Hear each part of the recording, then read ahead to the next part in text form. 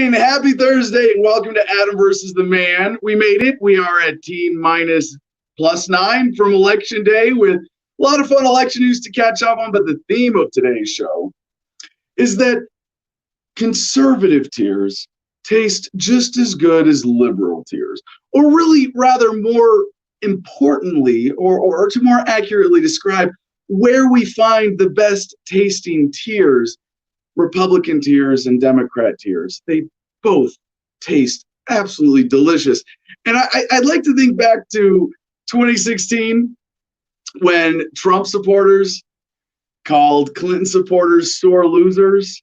And it's a fun moment in American history to look back on in order to better understand what we're experiencing right now in this post-election emotional process that America is going through right now.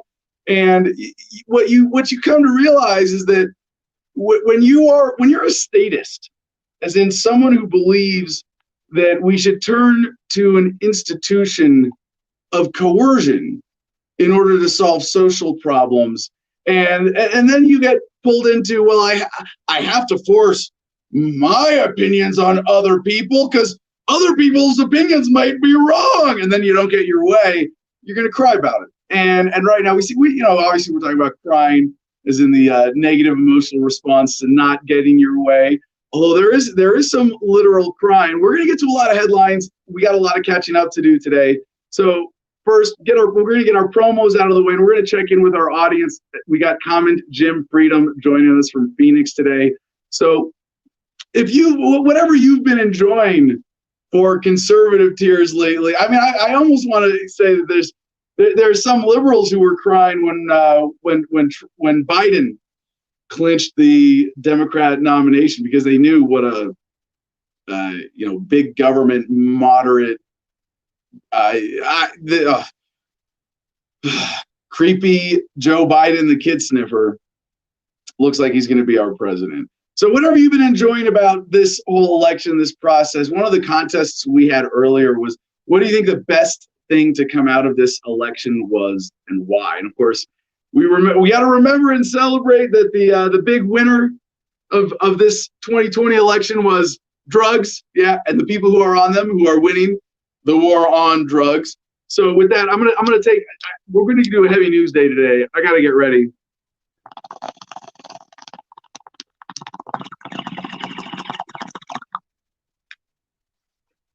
Thank you to the voters of Arizona for overwhelmingly passing Prop 207 to take us, although barely, from a medical to a recreational cannabis state. Now, CJ, oh gosh, producer CJ is really on top of this. CJ Abernathy in our Producers Club said, did Adam just say our president? And I did, and I apologize, CJ, if I did not make my sarcastic tone clear enough.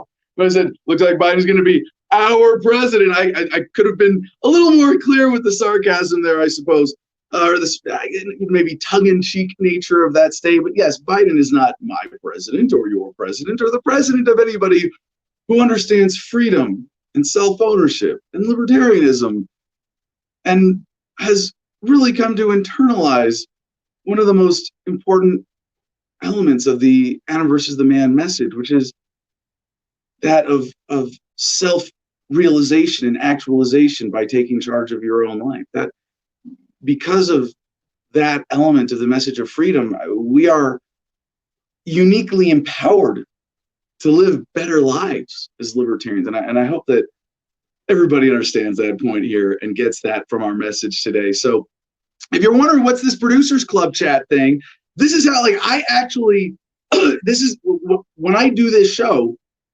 I basically have two things in front of me, aside from my broadcast device here. On my main laptop, I'm looking at my browser.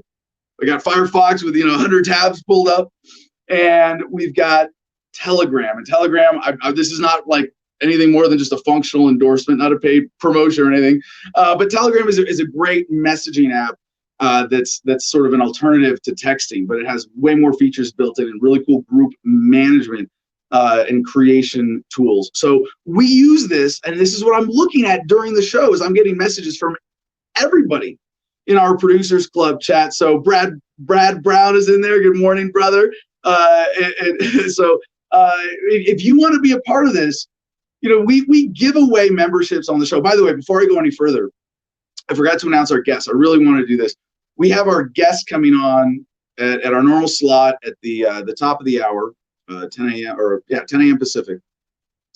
And Elijah Gitzarelli is our guest today. And if you don't know who Elijah is, it's funny, day after Veterans Day, he's also an Army vet who was my campaign manager, one of my best friends, and someone who's been very actively involved with the Jorgensen campaign. So we're going to do kind of an after-action report today on the Jorgensen campaign, and we definitely welcome your questions and feedback for that. We're going to go at least 30 minutes with that interview for sure. So if you want to ask questions of someone, Elijah wasn't staff, I don't think, at any point. And so it gives us a unique window into the campaign as someone I believe to be entirely trustworthy. I got pretty good experience with Elijah over the years. Of course, anybody could be a plant, anybody could be turned at any time. But in that direct sense, assuming the facts in front of us are correct, Elijah offers a really unique window, I think, into the Jorgensen campaign in this election cycle as sort of a super volunteer or a senior volunteer. We'll get into exactly what his story was with the campaign. So if you have questions, go ahead and put them in the chat, and Jim will collect those. But especially be here for the interview live. We'll stop at one point during the interview and take questions from the audience. But if you want to really make sure your question gets asked, be in the Producers Club chat. And I don't know, are we giving away membership today? I don't know. We got a lot to cover today. I really would hope that our comments are just focused on this after-action report from the Jorgensen campaign. And obviously not comprehensive, just one dude's perspective, but I think Elijah is incredibly savvy when it comes to politics and activism and being able to provide an analysis like this. So I'm really looking forward to talking to him today. So if you want to make sure that your question gets asked during the show or your comment gets read, the best way is to be in the Producers Club. And you can join for just $10 a month. If you go to adamversustheman.com, there's a link to our Patreon, and anybody who gives $10 or more per month gets membership in the Producers Club. And you also get 15% off and free shipping on everything in our store. So check that out also at adamversustheman.com. And the other critical way, support our affiliate deal with cigarfederation.com. Promo code ADAM10, ADAM, all caps 10, ADAM10, all caps, gets you 10% off your order there. And I don't know if you guys are tired of hearing me saying it every day, but my favorite there is the CBD infused JSK nugs. I don't mind smoking cannabis and cigars together, but it is nice. It is a luxury of flavor and convenience to be able to smoke a cigar like the JSK nugs. And I really appreciate that. So then the store, adamversustheman.com/store, really cool merchandise. And now that we have a studio, so it's a slower process than I had hoped to get everything built out here in the Freedom Factory. But this feels really awesome. It's really exciting to have this, despite all the challenges with censorship and just general suppression of this message, shadow banning. And if you're a regular viewer, listener, I don't have to tell you about that. And if you don't know, we have plenty of prior episodes about this, but it's real. We got censorship stories in the news today. And when you're facing that, man, I so love having this Producers Club. And we have 31 people in here. That's it. And 5 of us are the core team. Me, executive producer, CJ Abernathy in South Dakota, co-host at Comment Jim Freedom, coming to us currently from Phoenix, although hopefully soon back at the Garden of Freedom. And Marcus Pulis in Indiana, our guest booker / press secretary. I actually still book, I still do a few interviews a week, even though I'm not a candidate. Although I guess I should be doing more now that I'm I'm not at a disadvantage to candidates in terms of getting attention for political speech. And of course, Mercedes Dambrotowski, who is in her way stepping up her role right now, but at least her current title is debate manager. So check out makethemdebate.com to help us out. Really cool way to help make debates happen. So I think that's it for. Oh, I got one other really cool announcement, although it's kind of just like a sneak preview at this point. Yesterday, happy Veterans Day to me. And to the community of libertarian veterans. I received the funding that we had asked for from a major donor to as seed funding for Homefront Battle Buddies.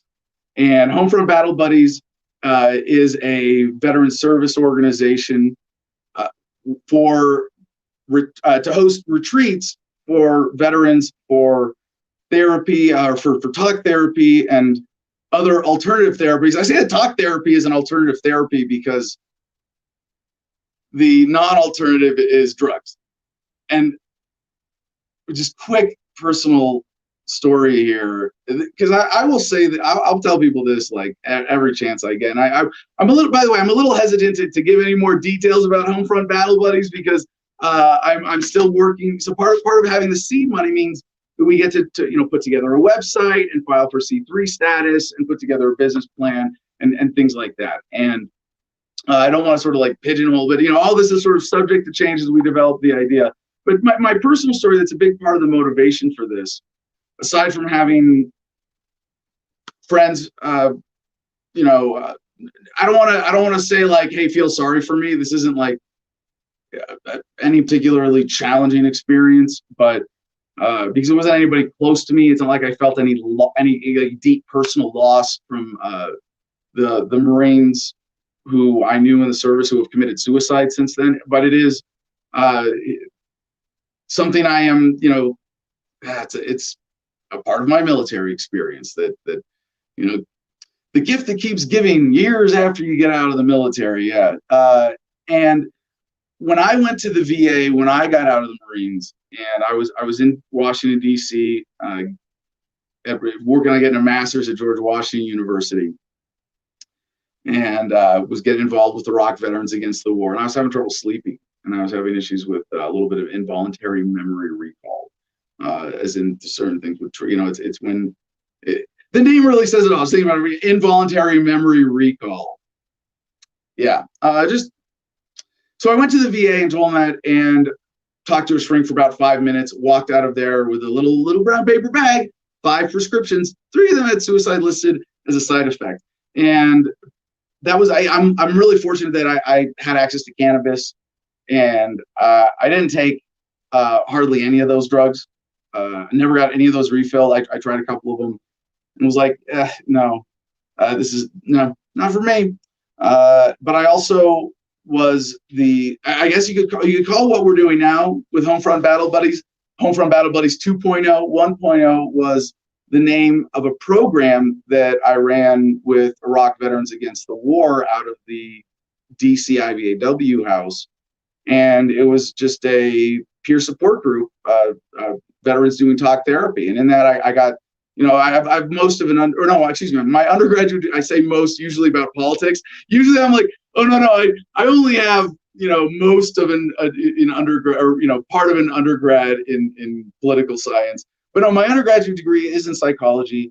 And I did a training at that time from Vets for Vets, specifically about hosting peer support group talk therapy sessions for veterans. And that's what we did every week in the basement at the IVAW house. And it was an amazing experience. And there was a major part of that was because we were doing it under the Iraq Veterans Against the War banner. It was explicitly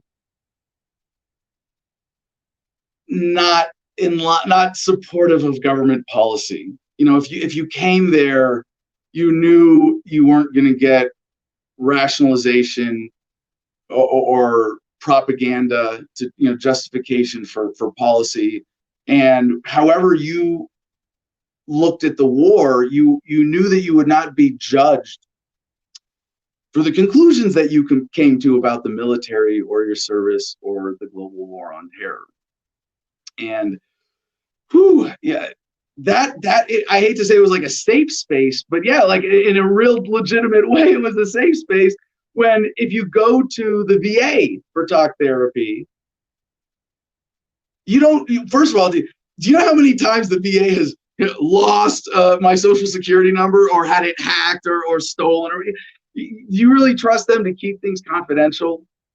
Can you trust going into a government facility that you won't be judged for any anti-government views?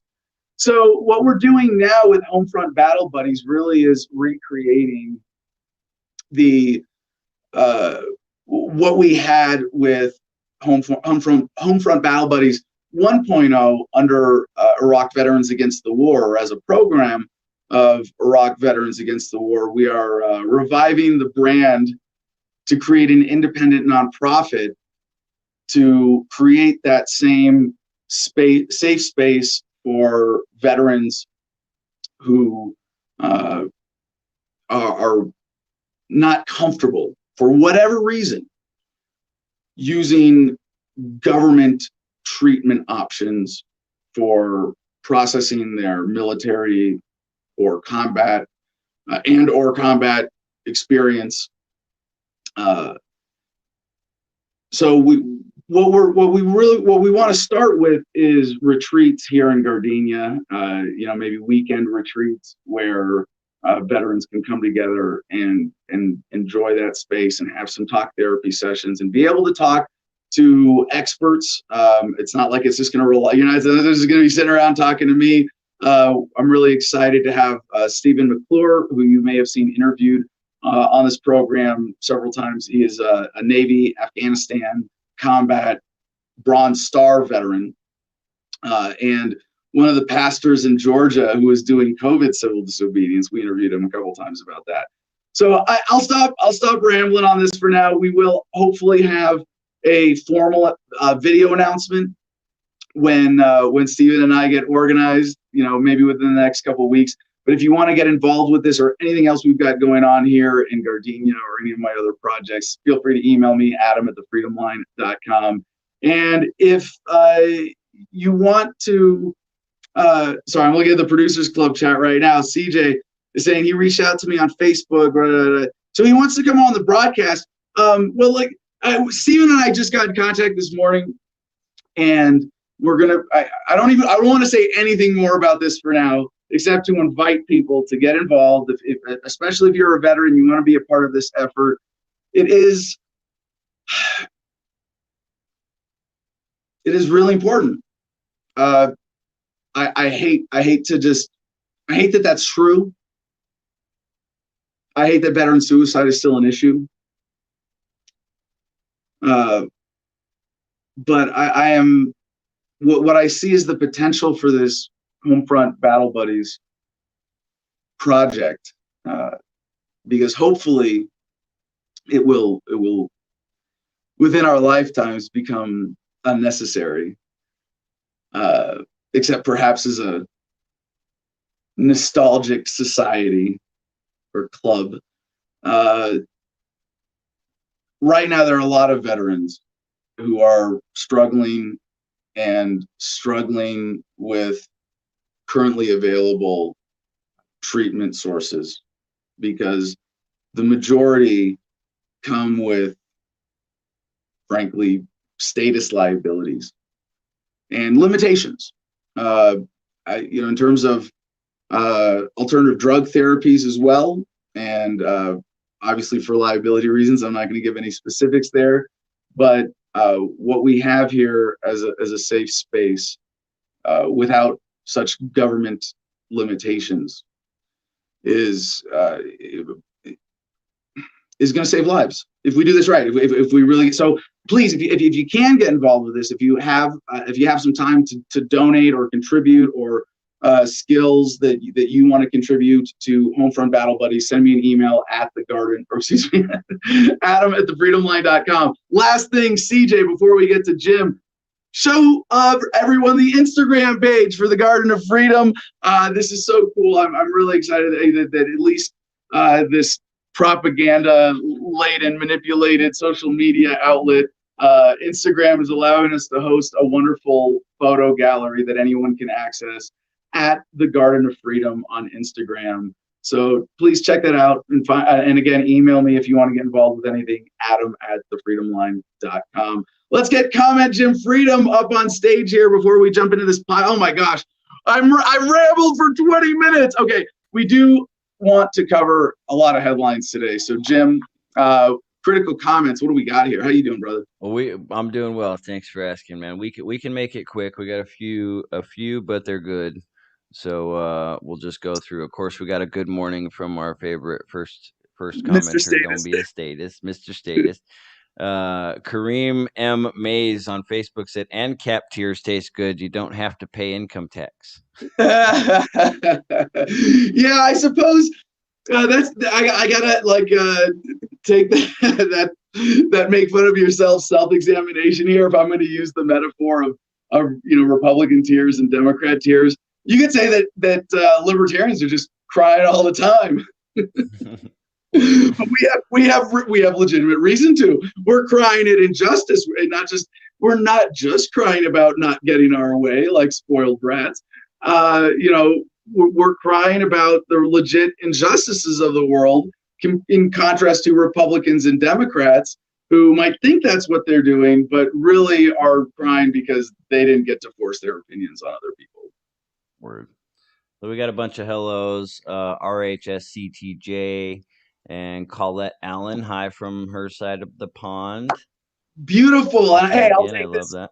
Finally, 20 minutes in is the opportunity to remind everybody, share this program. We need to have an intro that says, like, that we play every day at the beginning of the show that says, we are being censored. Please support the show by sharing our content. We rely on you guys, active and engaged in our audience, to get past the censors. This is a great technology that we have, but as long as we see the kind of manipulation of the conversation, we can really only rely on the places where we post content to just host the content, not to, fairly distribute it or notify people when it's up. So that's one of the things I like about the format that we're in right now. Occasionally we're a few minutes late getting started for whatever challenges, but we are here at 9 a.m. Pacific time, Monday through Friday. And consistently giving you guys, I hope, if you're watching right now, if you're still listening 20 minutes in, obviously you value this product. So please, it's more than just a product. This kind, when you're doing independent media production where you're putting the message before profits, it's activism. And we rely on your love and support and donations of money and time. And really, even if you're taking the time to listen, that's the most important thing. But whatever you can do to share this message is especially appreciated. Word. John Thompson says, "Looking great, Adam. Keep up the fight." And he is looking forward to this AAR with Elijah John Gitzarelli. Yes. I think a lot of people are. That's good. Kareem wants to know if JoJo's running again in 2024. I assume probably so. She'll be running against you for the Libertarian ticket once again, right?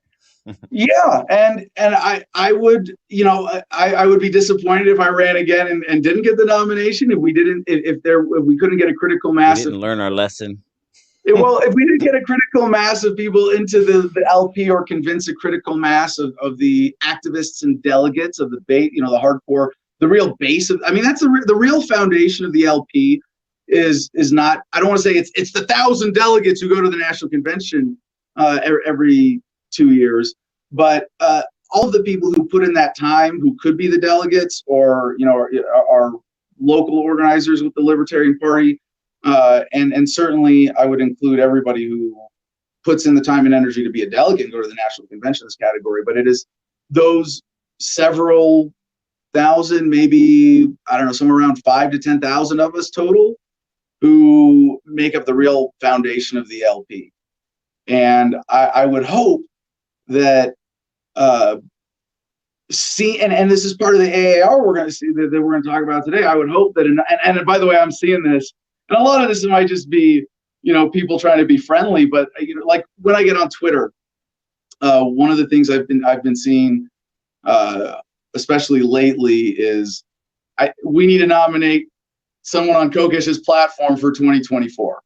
We need to look at radical localization, and again, radical is in striking at the root of the problem, as Henry David Thoreau said. For every 1,000 striking at the branches of evil, there is one striking the root. And people, I think people are starting to see that nominating someone who didn't offer that was a strategic mistake for 2020. That this was our chance and it was a missed opportunity. And I think Jo Jorgensen is a great candidate. I like her personally and I like her politically. And I can ethically support her, or support her in a way, because it's not just, oh, she's a lesser evil of some kind. She really is advocating in a message of ethical libertarianism. And I can look at her platform and say that she is offering the American people the best that she can to transform the federal government into a voluntary institution. And that's awesome.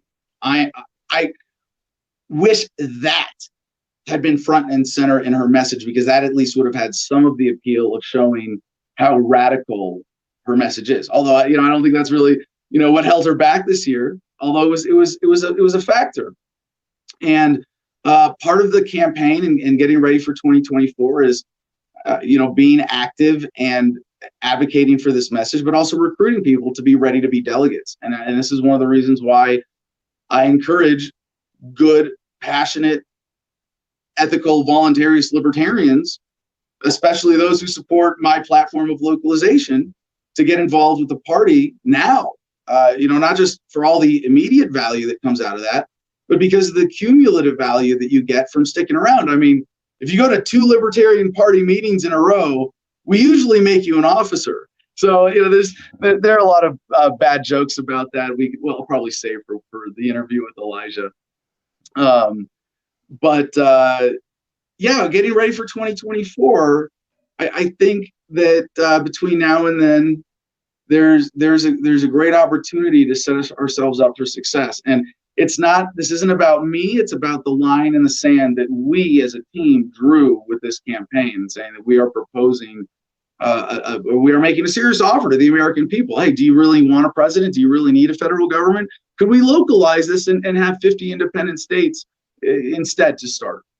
And start the process of localization. And that is getting, I think, more and more appeal over time. I'm very confident in that. And as long as the support keeps building for this message, and for me, I'm going to keep running. And I'm really looking forward to 2024 for a lot of reasons. And talking to Elijah about this. Now, a couple comments here from CJ in the Producers Club chat. He says it is 100% who the LNC and state parties can recruit and nominate and send delegates to the national convention that determines what happens at the convention. I am on the executive committee for the LPSC, Libertarian Party of South Dakota, and was a delegate. As well as a candidate, I got the full LP treatment. Yeah, CJ really jumped in with both feet this last cycle. And you can see now, CJ, I don't know if you want to tell how long ago was your active start with the LP? I ran for governor in 2018.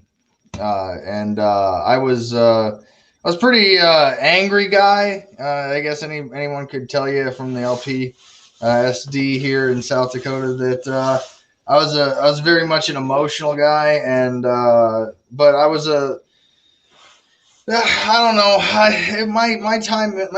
My joining the party was based on the fact that I was spending a lot of time with libertarians, and I was talking with a lot of libertarians, and then next thing you know, I'm going to libertarian meetings, and they are recruiting me. And instead of being this angry guy, now it became like this, well, you like to bitch about the problem. Now what are you going to do? So then it was like, well, I guess I'll run for office. I'll try to get your nomination. I'll be the East River Regional Coordinator on the executive committee. I'll be the candidate for my district. I'll volunteer as tribute, since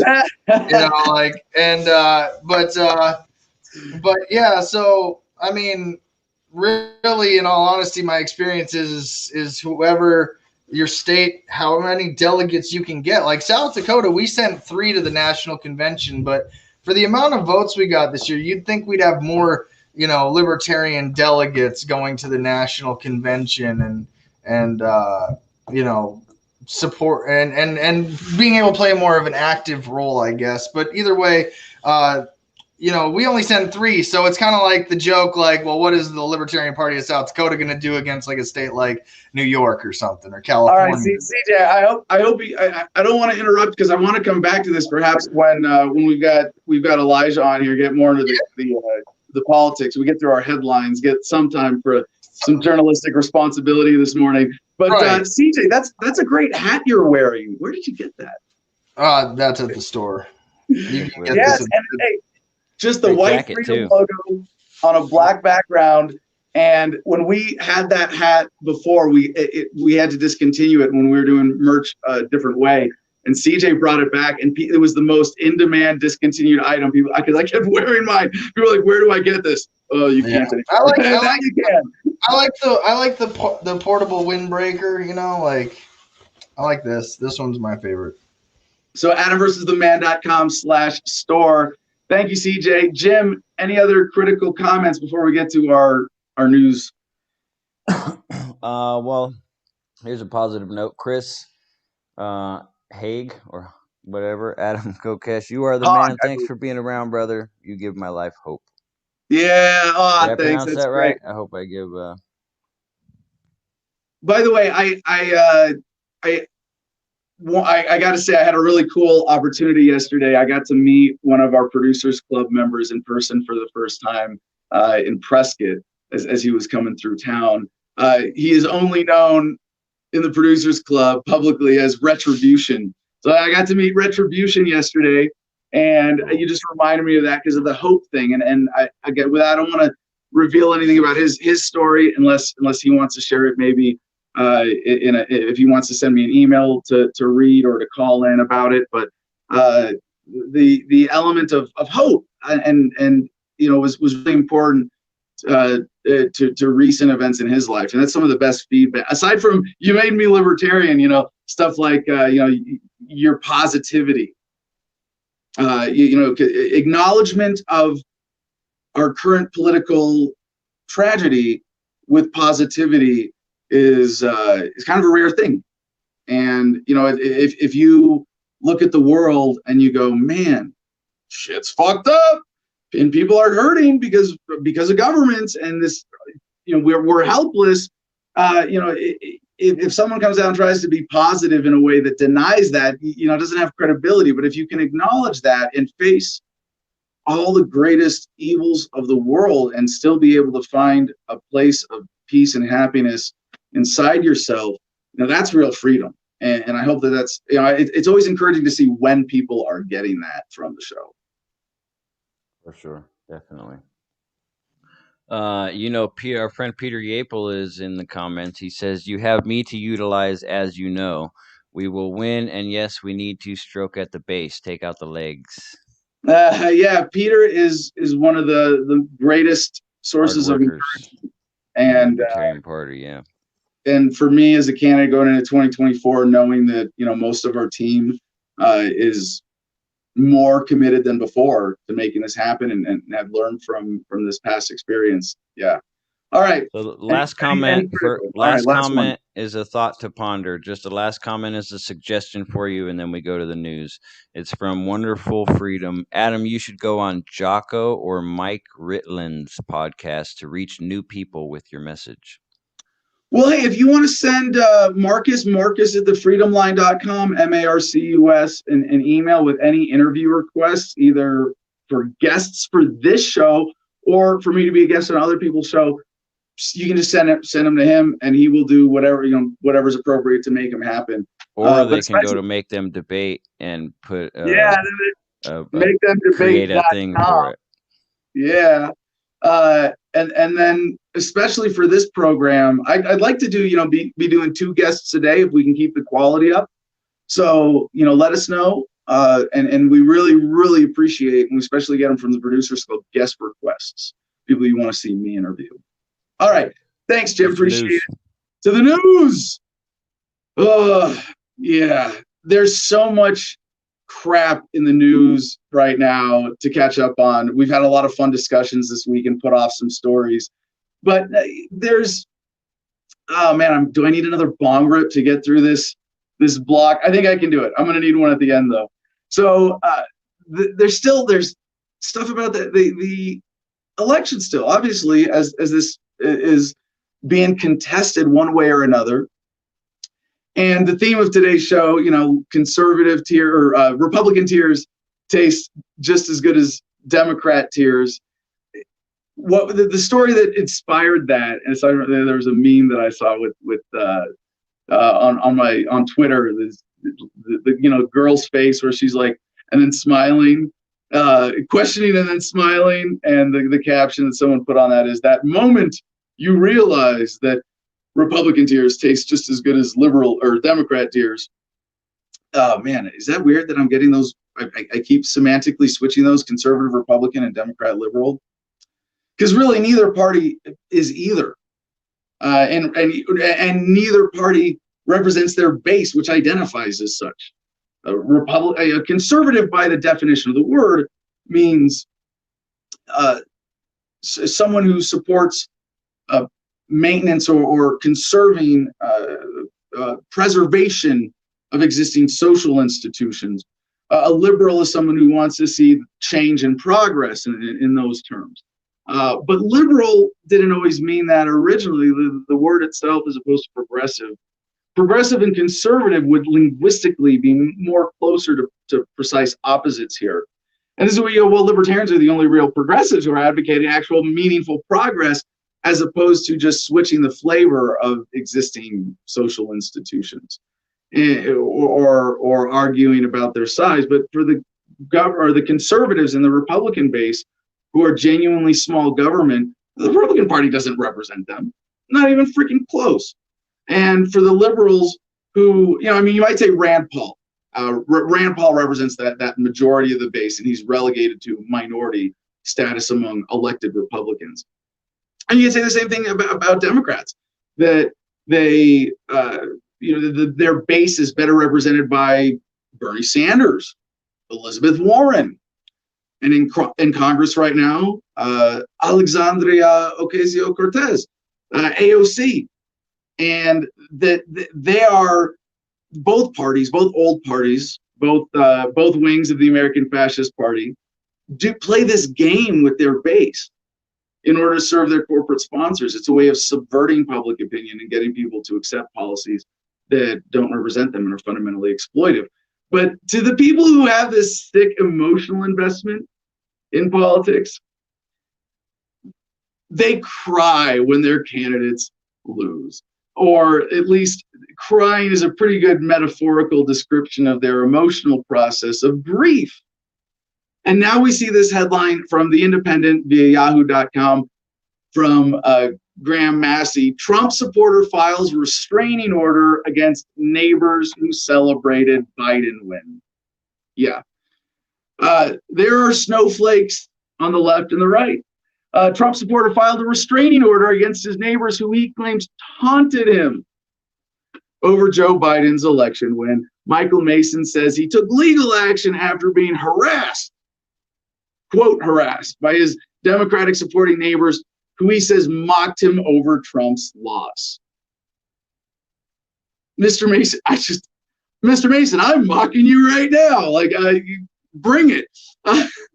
Mr. Mason filed a restraining order to have the neighbor stay 100 feet away from his home after Mr. Biden became the president-elect. And he says he even called the police after the neighboring children chanted about Mr. Biden's win to upset his own children, according to CBS 13. I'm not trying to say that this is representative of all Trump supporters, but I would hope that all Trump supporters can critically examine the part of them that they have in common with Mr. Mason here. And I'm not, I mean, really, you called the police on children for chanting. I don't want to mock you. I hope that I can provide just like a little bit of insight that might inspire some self-examination to help see just how sick and sad this is.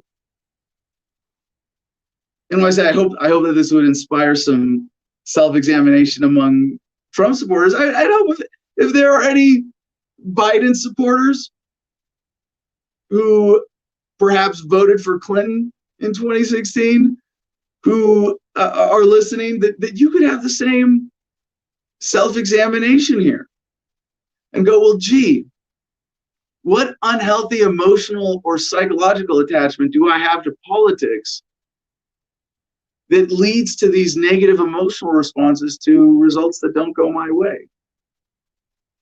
And then I hope you would keep pulling that thread until the sweater unravels and you go, oh, this whole thing is based on an unethical institution that forces its will on people called government.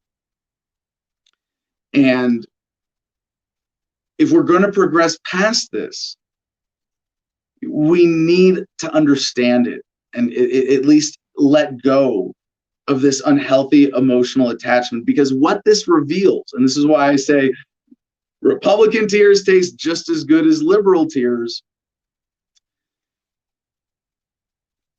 The people who are emotionally upset right now over Trump's loss have an unhealthy attachment to politics based on the premise of them getting to force their will on everybody if they happen to be in the majority, and being disappointed when they find out they're not in the majority. But I would also have to take this opportunity to point out, for all the crying Republicans and Democrats, that you not getting to force your will on other people because you're not in the majority is based on an illusion of the electoral process in the first place. Look at the numbers. It's only, turnout in presidential elections, and yes, this was a record turnout, but not by some game-changing margin. It's only about 60% of eligible voters who consistently vote in every presidential election. And that doesn't even include the entire population. I mean, not only do you take out children and people who are ineligible for reasons like felonies, but when you look at the total population, you're not 60%, you're under 40%, which means that the person who, or the group of people who validate our government, give them the excuse to force their will on the rest of us, are really a minority closer to under 20%. And you go, wow, yeah. The illusion of majority public support of our political process or our current leadership needs to be understood so that we can get past all of the ways that they psychologically get in our heads and manipulate us with propaganda into crying like children when we don't get our way politically. One of the greatest criers in politics, Gloria Borger, I don't know, I don't care, CNN chief political analyst, as this column headline, Trump puts his bottom line before the country and the GOP is helping him do it. Given what we know about Donald Trump, his refusal to accept losses, he begins a revenge purge of his perceived enemies. Should not surprise us. He is a tiny man devoid of moral fiber and character, defined only by his self-interest. Now, right away, anybody who leads with, this is your criticism of Donald Trump. He's tiny. He's actually big. He's like 6'3", right? I didn't know they stacked shit that high. If you don't have an intellectual argument to back this up, or you're doing this, left, right only, you gotta question the source of this. But the attack on Trump is tiny. Is attack on the way that he is sort of weaponized toxic masculinity in politics, which really offends people who are sensitive to that. It's sort of an underexamined dynamic of the Trump effect. And we're going to be examining this for years. But you're not even being funny with this insult. So I'd like to think if I do personality or appearance attacks on Cheeto Jesus or the Kid Sniffer or any of these other national political figures who are so easily ridiculed, then at least I'm going to make it funny or connected to something meaningful. Yeah, and I don't know, a tidy man. Maybe there's some other reference here, but Cadet Bone Spurs. You can make fun of Trump for plenty of legitimate things without revealing your own bias, as CNN does in stories like this. So this is just a common theme here, as people are saying that Trump is raising money for his legal challenge to the election, but he is not doing anything special here when he says we're going to be able to use this money for other political efforts, which may enrich him personally. No, I mean, really, a Republican/Democrat profiting from a career in politics? Shocking. That CNN would use this as an excuse to demonize a Republican president without any kind of perspective? No, not yeah. Exactly what we predicted. TheHill.com has this next headline that speaks a little bit to the state of the wrangling over the presidential election outcome. GOP senator says Biden should get access to intelligence briefings. GOP Senator James Langford, Oklahoma, said there was nothing wrong with President-elect Joe Biden getting intelligence briefings and pledged to step in if the former vice president doesn't have access by Friday. Ooh, yeah, so that's one element of the fight that's going on right now, as we've covered, the fight over the actual mechanism of the handover through the GSA, Government Services Administration, whatever it is. They actually kind of hold the keys to, what's a roughly $10 million budget and the access for transition teams when you go from one president's administration to another, refusing to start that process, as I believe we're still in that state right now, where the process has not begun. And that's the linchpin is that one GSA official right now. So but I got to remind everybody, the bigger fight here is for public credibility and acceptance. They don't want to have to force a president on the American people if we don't, at least in a critical mass, generally accept our authority enough that everybody in government's on board, that law enforcement, the military isn't in revolt. And I'm pretty sure that the weight of public, and I don't want to, everybody's like, "Whoa, you got to be careful making predictions against Trump now because he'll surprise you every time, even if he loses." Remember, again, Democrats predicted either a decisive victory or a landslide, not a nail biter. And not to lose, they expected to pick up seats in the House as opposed to have lost seats in the House.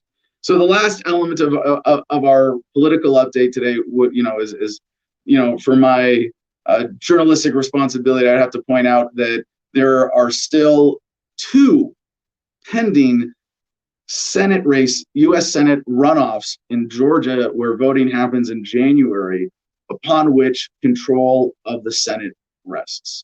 And if the Democrats take those, they may take control of the Senate, which means that they would have all 3 branches of government. And Georgia is going to be a pretty exciting political hotbed to follow.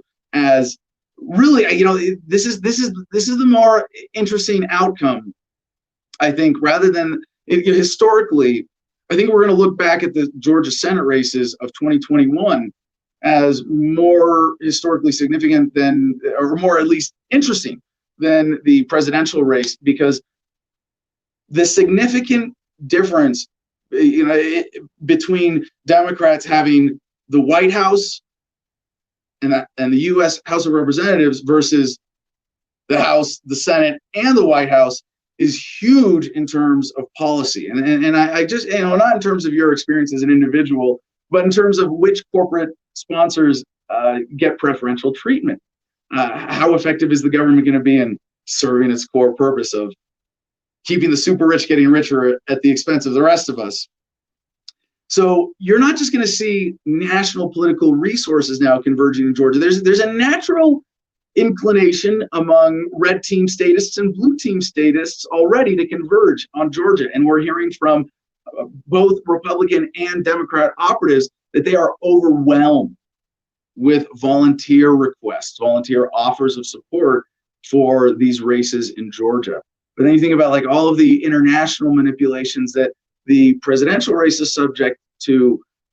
A lot of those interests now, because they do have an interest in whether or not the Senate goes Republican or Democrat, you're going to see a lot of interesting forces converging on Georgia in the next, I guess, about 2 months. I'm looking forward to covering more of that. From Bangkok Post, all Hong Kong pro-democracy lawmakers to resign as China crushes opposition. And we have been covering the general story of Hong Kong right now, especially as relates to the COVID outbreak or the coronaphobia hoax, the coronavirus. We're on YouTube. Can't challenge the WHO. Can't question the efficacy of any local health authorities. But yeah, this is obviously being used in ways to favor the authority of Beijing here in its political takeover of Hong Kong. So here we go. Hong Kong's pro-democracy lawmakers said Wednesday they would all quit in protest at the ousting of 4 of their colleagues who were judged a threat to national security by authoritarian Beijing. The resignations will reduce the semi-autonomous city's once feisty legislature to a gathering of Chinese central government loyalists, effectively ending pluralism in the chamber. They also mark another blow to Hong Kong's beleaguered pro-democracy movement, which has been under sustained attack since China imposed a sweeping national security law, including arrests for social media posts and activists fleeing overseas. Now, remember, this started with a massive protest movement for more independence for Hong Kong that, just so happened to get swept aside because you can't protest when there's a virus out. And if government is there, to do the right thing and, make sure that nobody gets out and, challenges their authority and they get to use virus as the excuse now. Well, Hong Kong is a very important story for all of the ways and understanding all of the ways that this virus has been used to increase government power and to serve the super class. I mean, look at how much richer people have gotten, the super rich. Elon Musk being just one of many examples of how this has served to enrich the super rich. So one of my favorite things that came out of this was that in Hong Kong, some of the protesters were waving American flags because they were saying, look, we want to declare our independence like America did. And you go, if you understand this as an American, you go, it's like someone, like if you're an alcoholic and you've relapsed and someone is praising you for being good and sober and you're like, no. We used to act like we cared about freedom in America. So one of my favorite memes that came out of that was Hong Kong protesters waving American flags. And the message was, America, be the America Hong Kong thinks you are. So Wu Chi-wai, convener of the 15 remaining pro-democracy legislators, told a press conference, quote, "We from the pro-democracy camp will stand with our colleagues. We will resign en masse." Now, whether that helps or hurts in the long run for Hong Kong, who knows? But this is a very important story. And as I talk about, and this is, a city with 7.5 million residents. This is very important to tell this. It's very important to tell the story in the sense that I have invoked about the longer term picture with COVID. Do governments get to keep using this indefinitely? Or do they get to ramp this up? Is this a template for further ripoffs? Or do we, the people, get to write the history as opposed to the victors this time? Do we have sufficient freedom of information? Do we have sufficient understanding and inclination, motivation to see how much the cure has been worse than the disease, at least?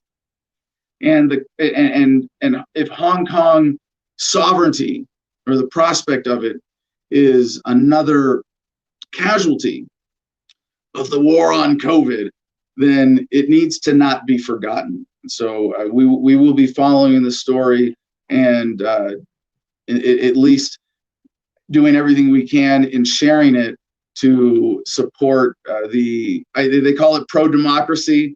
There are a lot of different terms that we could pick apart as libertarians, but for everybody fighting for independence for Hong Kong. Thank you for doing what you're doing. Thank you for standing up to the Chinese government. Thank you for going out and protesting and at least inspiring some Americans to be the America that Hong Kong at least hopes that we can be. So let's see, a couple more stories before we have a big block of Corona updates. Let's see if I can just breeze through this in a couple minutes before we get to our guest and quick check-in with the comments. Reuters.com, Merkel, that's German Chancellor Angela Merkel, expects second wave of pandemic. Chancellor? Is that the right word? Highness? Her Majesty? Merkel expects second wave of pandemic to be more severe than first. This is just the general theme of the fear-mongering right now. But it's not, beyond the fear-mongering, our next headline gives us a little more access and insight to how the financial experts are seeing that the effect of this is the announcement that Pfizer has a 90% effective vaccine, how this is going to play out in economic terms. The Observer.com, has this headline: Bill Ackman sounds alarm for another COVID market crash despite vaccine hype. And this is a guy who played the negative bets, or sort of bet against the market in time to, it says, last time he made similar bets, he won and profited $2.6 billion, or a 10,000% return on his investment in less than a month. Now remember, percent to multiples, you take off 2 zeros. 10,000% return means his investment went up by 100-fold. That huge, right? And one question I had about this story I didn't quite understand is, why the bet he's making now is only a third the size of that first one. But I'm sure it was something in the leveraging up. If he was, he's invested a lot of this $2.6 billion in a lot of other things. Obviously, he's diversified after this genius play. And I think the takeaway from this is that economic manipulations around COVID are going to be very relevant for a while, and it's not going to be simply a smooth, even a sloped V-shaped recovery, so to speak. There are going to be more negative impacts, and one of the things we haven't seen in the news as much lately is the talk about the eviction crisis. And I know that is still slowly unrolling, and we are going to be seeing consequences of that for years to come. Quick headline from Daily Mail Online. Pfizer's CEO sold 60% of his stock for $5.6 million the day of the vaccine announcement. The firm claims it was all part of a pre-announced trading plan in August. Yeah. We're going to have more information about this. We're going to come back to this story. But, yeah, shocking, right? There are corporate profiteers taking advantage of the situation. And, one other thing that's being left out of the fear mongering right now is ventilators, and you just, any historical perspective, and, really producer or propagandists rather take advantage of this to, okay, guys, you're really overwhelming me in the producers club here. If you don't want me to read it on the air during the show, don't put it in there, put it in the Bullshitters Anonymous chat. All right. They are really using the fact that most news consumers have a short-term memory and won't be able to even put the pieces. This is how politicians get away with lying and changing their positions from month to month, or from before the election to after the election, right? And then we get the campaign promises phenomena. So we've got some more headlines that we could pick apart to this today. We are going to do another headline block after the guest, but I was just looking at watching the producers chat. Is the guest ready? All right. So just a couple here to wrap up the Corona block, because this is important. U.S. hits record COVID-19 hospitalizations among virus surge. Not going to take the time to pick that apart today. They are demonizing bars, restaurants, and gyms. This is the Wall Street Journal headline. New York sets curfew for bars, restaurants, gyms as COVID-19 cases rise. Statewide curfew takes effect Friday at 10 p.m. Governor Cuomo says gatherings at private residences will be limited to 10 people. And Like, just think about this for just a second. It's like Walmart saying, everybody has to come through this one entrance, as opposed to, multiple entrances and stay spread out. Same thing with the time. Like, the virus just goes to bed at 10 o'clock, and we have to respect the virus's bedtime, or the virus only comes out after 10 o'clock. Is there any science behind this? No. What you're doing is, if you put in a curfew at 10 o'clock, instead of having all the human activity that would take place that day after 10 o'clock being spread out over the evening, it's like forcing everybody to rush and get to stores before they close, or bars for last call, or whatever it is. I don't know if bars are going to be allowed, or under what conditions allowed to open in New York City. But just think about this for a second. They're doing some things in their policy that you just know with a little critical examination, this is going to make the virus worse, if anything. Anyway, the where we're going with this, Ticketmaster may verify corona vaccination before allowing entry, is the headline from Newsmax. So, a lot of people are raising the specter of forced vaccinations. I don't think it's going to get to that, but there are going to be mechanisms of coercion in the sense that you're going to be shut out if you don't have the vaccination. Is it coercive directly? No, but in all the ways that these institutions are supported by tax dollars and corporatism, Ticketmaster is not the best example of this. But what if you're not allowed to go to court in person if you don't have proof that you've gotten the vaccine?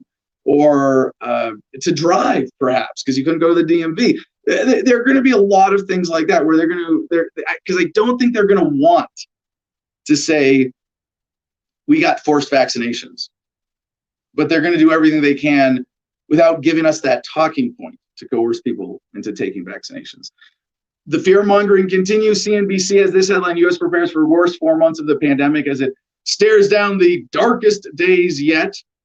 The next one from LA Times via yahoo.com: a winter surge in COVID-19 cases seems inevitable. Can we stop it? And this is like just the fear-mongering language about this. If you're not triggered by it in the sense that like your bullshit detector goes off, you got to learn how to read between the lines. And sadly, there are a lot of people who aren't. The last thing I'll share here is the health data, COVID19.healthdata.org is putting out projections that the death toll is going to get to 400,000 in the United States. Big, scary number from the people who brought you all of the bullshit over projections that got us to this point. More fear mongering. And now we have a major shift in the focus of the show to get to our guest today. Our next guest is someone I've been looking forward to having on the show for a long time. Elijah John Gitzarelli is not just the former campaign manager for Kokesh 2020, but a fellow veteran, a libertarian activist, and someone who I not just in the work that I almost respect him more for not being like slavishly devoted to Adam Kokesh activism, because he actually has a wide range of things that he's active and involved in and paying attention to. He's an Army veteran himself, and for today's show, we want to focus on his experience with the Joe Jorgensen campaign, do a little AAR report on what's going on, or what we learned from the election 2020 overall. Because for libertarians, we're not going to learn much more from seeing this fight play out, but we have a lot to celebrate. We have a lot of positives to take away. We have a lot to learn, and Elijah is just the guy to help us get that perspective and understand what happened. Elijah, whatever else you want to get into today, I'm of course happy if you want to change the subject to comment on anything you think is more important. Elijah, thank you so much for joining us today. Welcome to the show. How you doing, brother? Hey, how you doing? You guys can hear me all right, right? Got you, Lee Charlie. Yeah, this is a new headset I got just for the show. So yes, super high tech now. Happy day weird. After Veterans Day.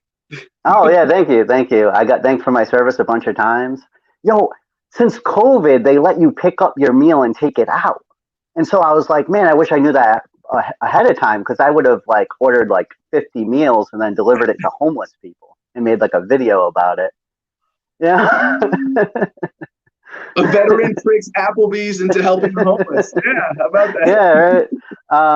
But anyway, Yeah, so it's been an exciting election cycle. You know, it's funny when people ask me about like my relationship with you or whatever. I always say it's like I'm not an Adam Kokesh fanboy. I'm a get shit done fanboy, and Adam Kokesh gets shit done. So that's kind of my take on it. If you have a project worth working on, I'll work on it with you. By the way, Elijah, I got to just repeat something from earlier in the show really quickly. We got the seed funding for Homefront Battle Buddies yesterday. A little happy Veterans Day for myself, and I really want to put this in the interview so you know. But and anybody who watches or just hears the interview with you and didn't hear my longer explanation at the beginning of the show, but we are starting a veteran service organization for veterans who are not comfortable for whatever reason seeking treatment from government programs and facilities, and to provide an alternative space for talk and other alternative therapies with retreats, possibly here in Gardenia. So I hope, but I know we'll talk about that after the show, but I just had to get that in there. If anybody wants to get involved with this, again, email me, please, adam@thefreedomline.com. Nice. Is that with Adam House? He's doing that with them? Yes. Adam House was one of the, we don't know what his involvement is going to be. Another Afghanistan vet, great dude. And he was definitely critical in the development of this. But Stephen McClure is heading up this project, Navy, Afghanistan Bronze Star combat veteran who has been doing as a pastor church COVID civil disobedience in Georgia. Oh yeah, he's facing life in prison for that, right? No, not at this point. I think he's out of the legally. But yeah, at one point they threw all sorts of silly charges at him. Yeah. So I guess we're going to switch focus over to the Jorgensen campaign. Well, yeah, and if you could start, I mean, maybe one more thing before we get into, or two more quick things in sort of in terms of introduction before this. One, you know, your 3-sentence military resume, and maybe enough understanding of your libertarian, your history as a libertarian to give us a sense of what led you to the Jorgensen campaign. Cool. You know, it's funny because since I've become a libertarian and a voluntarist, it's like I look back on my old self and I think like, oh, what a wretch. That person didn't know anything they were talking about. But recently, because I was kind of a neocon, joined the army, and people always ask me, why'd you join the army? I always say I was a victim of propaganda. But not really, as it turns out, because recently I came across the photo of me swearing into the army. And I wore my Kiss Army t-shirt that day on purpose, because it was like I was swearing into the Kiss Army. I don't understand my whole mentality about that. But to me, it was like, no, I'm not swearing allegiance to the United States Army. That's never going to happen. Like, that was in my head. So I honestly don't even remember what my thought process was entirely. And that's kind of scary to think about. But Elijah, on that point, I'm glad you touched on that, because if I may, you know, I was a libertarian, although I might say now libertarian in name only, when I enlisted. Yeah. And they don't care if you had reservations, as long as you sign up and you go through the motions and put on the uniform and show up to work every day and be another body for the war machine. And it's worth pointing out that a lot of people in the military, especially in the process of joining, do have legitimate reservations and ethical problems. And a big part of our message is just, you should have listened to those, right? Yeah, so like that's the thing, is it's kind of weird because like I'm looking back on it and I was like, I wasn't so like bought into the propaganda as I thought I was, right? Obviously, if I did something like that, and I remember doing it, like I remember wearing that shirt that day on purpose. So like, I don't know. So I've always had kind of this contrarian air about me, and I always tell people like, in order to be a libertarian, you have to be really disagreeable, which is typically not a good social trait, right? Because you have to look at things that people say, like, oh, well, we have to close all the bars at 10 o'clock, and be like, well, that's stupid. And everybody's like, oh, but we have to because of COVID. You're like, no, but that's stupid, right? Like, and that's how you become a libertarian, is you see a bunch of stupid stuff that everybody just casually accepts. And you're the disagreeable person in the room being like, fuck this. This is stupid, right? And it's pretty rare to find an agreeable libertarian, right? And I always agreeable to passively accepting the injustices of the world. But you're right that there's a better way of going about it Well, rhetorically. just as a personality trait, right? There's disagreeable people and agreeable people. Disagreeable people are way less likely to go along to get along, whereas agreeable. Hold on, stop. I really have to Yep. stop you there to challenge one thing you said there linguistically. I think you'll agree that Yeah. this is important. It's not that there are agreeable and disagreeable people, but behaviors and behavioral patterns, more importantly. Hmm. And that libertarianism can lead people to behavioral or conversational patterns that aren't reflective of their true personalities, because they're tricked into the political paradigm of debate and disagreement. And in the political realm, we're the ones going, hey, that's messed up. Can we do something about that? And you can't avoid the, hey, we're pointing out that something is wrong part of it. Well, actually, all right. I actually think it's in reverse there. And this is interesting. I wasn't expecting to talk about this today, but so like I think that being disagreeable is kind of like inherent personality trait. I mean, you might be born with it. It might be nurture versus nature. Who knows, right? But like, I think that it's something that kind of gets seeded in us at a very young age.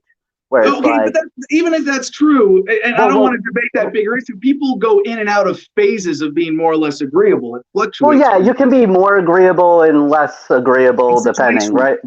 But the point I just wanted to make with the disagreeability thing is like, disagreeable people are much more likely to find libertarianism because we're more likely to go against the system, right? Okay. And if somebody is born like, and that's why most libertarians are disagreeable, is because they found libertarianism, even though everybody told them libertarianism is stupid and this is the way to do it. They never went along to get here. Right? They went against the grain, which would be more socially acceptable. And I always like to point out that Evans O'Brien is like one of the only agreeable libertarians. And you can tell because people like agreeable people, right? And anytime you go to an event with Evans, I'm at least agreeable enough to have your support, I guess. Yeah. Anytime you go to an event with Evans O'Brien, everybody just flocks to her. Like she's like a light in everybody's mouths, like because everybody's just soaking up her positive, agreeable energy. It's really cool because she was born a libertarian. Like her parents are both A libertarians. rare second generation American libertarian. So, but we'll have more of those as we move forward. So basically, yeah. So I joined the army. I guess I was a victim of some propaganda at some point, and while I was in the army, I was a cryptologic linguist, so I translated French and Arabic. I worked for the NSA doing counterterrorism. If you don't know what the NSA is, it's the only branch of government that actually listens to you. Mm-hmm. And so while I was doing that, I was a sergeant in the army. I was working doing counterterrorism. I started paying attention to politics, and because my mom was like, she'd been living her whole life in poverty, right? And she was a smart, intelligent person who worked really hard. And to me, that was just like wrong. I was like, that doesn't make sense. If you work hard and you're smart, you shouldn't live in poverty. What's going on here, right? So I start looking more into economics, which turned out to be way less arcane than the news media had told me before. It's actually very simple. I start looking into... Yeah, I got to highlight that. I don't think we talk about that enough as libertarians, of like dispelling this mythology that economics is some realm of academics and stock traders, but it's a really simple way of just economics, of studying the flow of value among human beings. Like it's not, it's really basic principles that everyone can understand and apply. And that really does help to demystify the government racket centered around fiat currency. And you just throw out a few of these terms, and if you haven't taken the time to understand them, it might sound like a foreign language, but I mean, you learn about 30, 40 economic terms, and that's about as far as you need to go to have a practical understanding of economics. Yeah, you need to do more than just learn the definitions, but it's not some complicated dismal science as they would have you do. You'll get better at economics faster than you'll get better at fixing your own car. But the point is, it's like, I start looking into that, and I was like, wow, this is actually really simple. It's not some like arcane knowledge that only like the authorities have control over, and then I start watching the the political debates, specifically the Republican primary in 2011. And Ron Paul I was kind of probably already pointed in that direction, but Ron Paul just was the only person who made sense. And from there, it took about, I don't know, maybe 4 months, and I was a full-blown voluntarist. So that escalated really quickly. But then I got really scared because I was in the Army and I was working for the NSA as like a sergeant, and I was like, oh no, nobody can find out. But then I started saying stuff out loud, and it turned out nobody really cared as long as I did my job, and I did my job pretty well. So people used to joke. They'd be like, they'd see me around new soldiers, and they'd be like, oh, listen, like my platoon sergeant, he'd like run over and be like, Sergeant Gizzarelli knows everything there is to know about the Army. But anything outside of the Army, don't listen to him. He's crazy. You know? It was like this big joke. I also used to joke. I had less poignantly than being sort of undercover libertarian in the NSA. I had a bit of the same dynamic when I was singing Tom Lehrer songs in Iraq, like when someone makes a move of which we don't approve. Who is it that always intervenes? UN and OAS, they have their place, I guess. But first, send the Marines. Oh, I'll stop. Nice. But yeah, it's sort of like everybody has, I think, well, a lot of people in the system have that sense of, ooh, I'm the rebel here. And yeah, I mean, I used to so one is I cleared off your 4 straight desks and displayed a giant Ron Paul Revolution banner on it at the NSA office. And I bet you got some props for it. You got some high fives and handshakes, right? Yeah, well, yeah, that lasted about I don't know, maybe 6 hours before I was forced to take it down. But then, I was like, well, that's not fair. Everybody has all this Obama stuff up, and they were like, well, he's the commander-in-chief. And I was like, he's a politician running for office. And so they were like, fine, but you can't do anything like that. Nobody has, giant Obama signs. And I was like, okay, fine. But I noticed a lot of people, were just displaying Obama's books. And so I literally bought a library of Ron Paul books, I had I probably bought 20 Liberty Defines. I bought the Revolution Manifesto, and I just had them displayed right next to me. And people would walk by all day and be like, can I take this? And I'll be like, yeah, take it.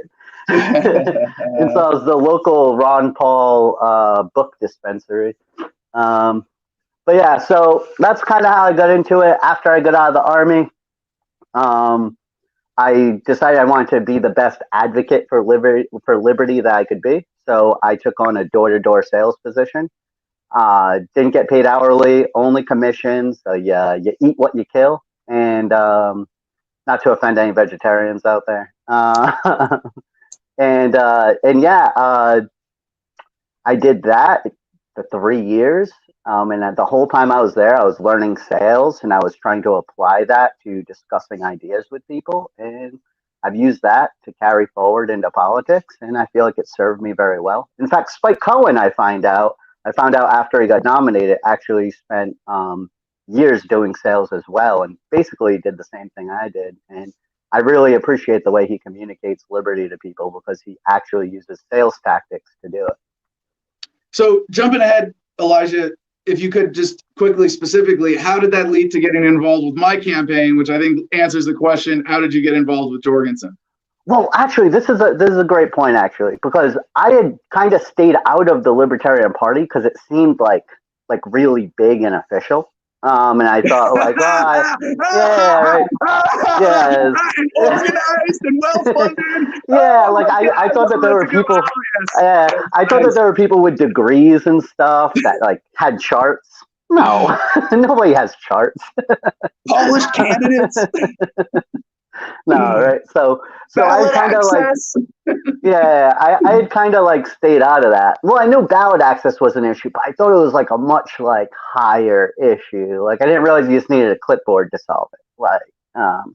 But I digress. So you didn't realize how accessible it is, and I got to intervene just with a quick plug for Libertarian Party activism. And you can go to Republican and Democrat meetings to get a sense of the competition. But when you go to a Libertarian Party meeting, I mean, if you the biggest risk is that if you go to the bathroom and come back, they'll have made you an officer. It's way more accessible. And I want to say this not just about libertarian activism, but activism in general. There are a lot of things that we get a false impression of being inaccessible or a lot more than they are.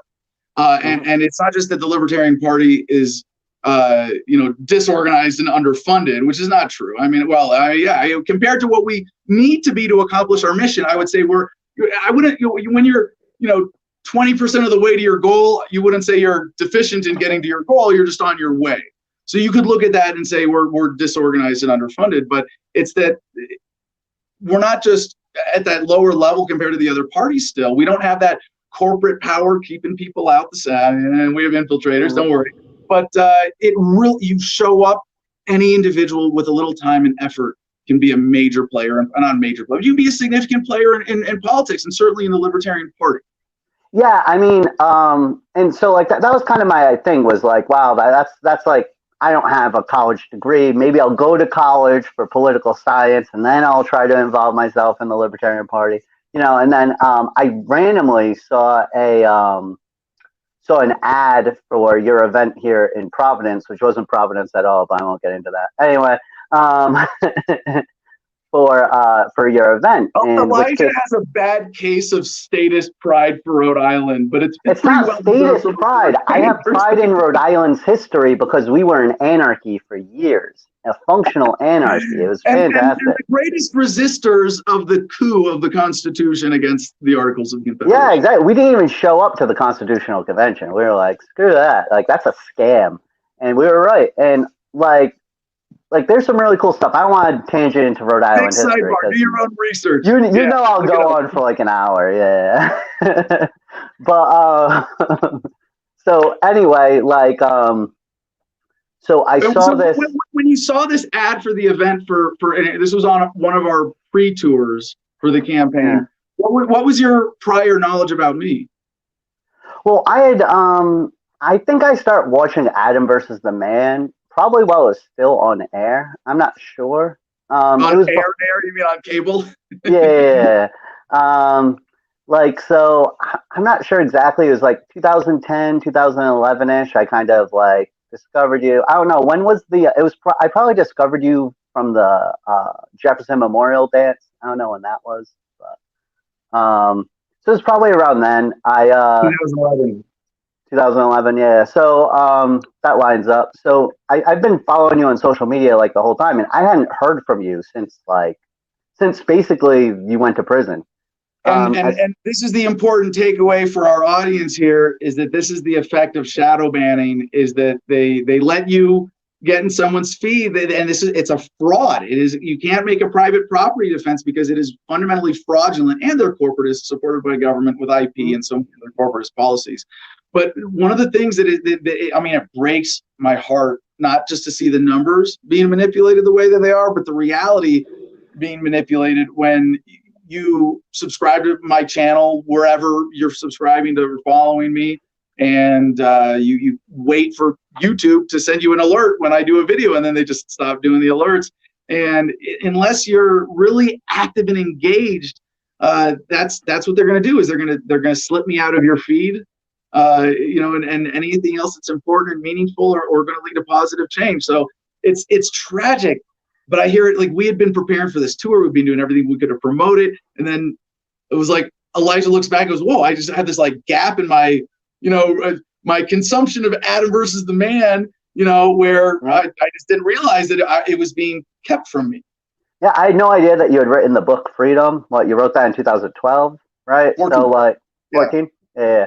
So that was a good at least 3 or 4 years. I literally didn't hear from you at all.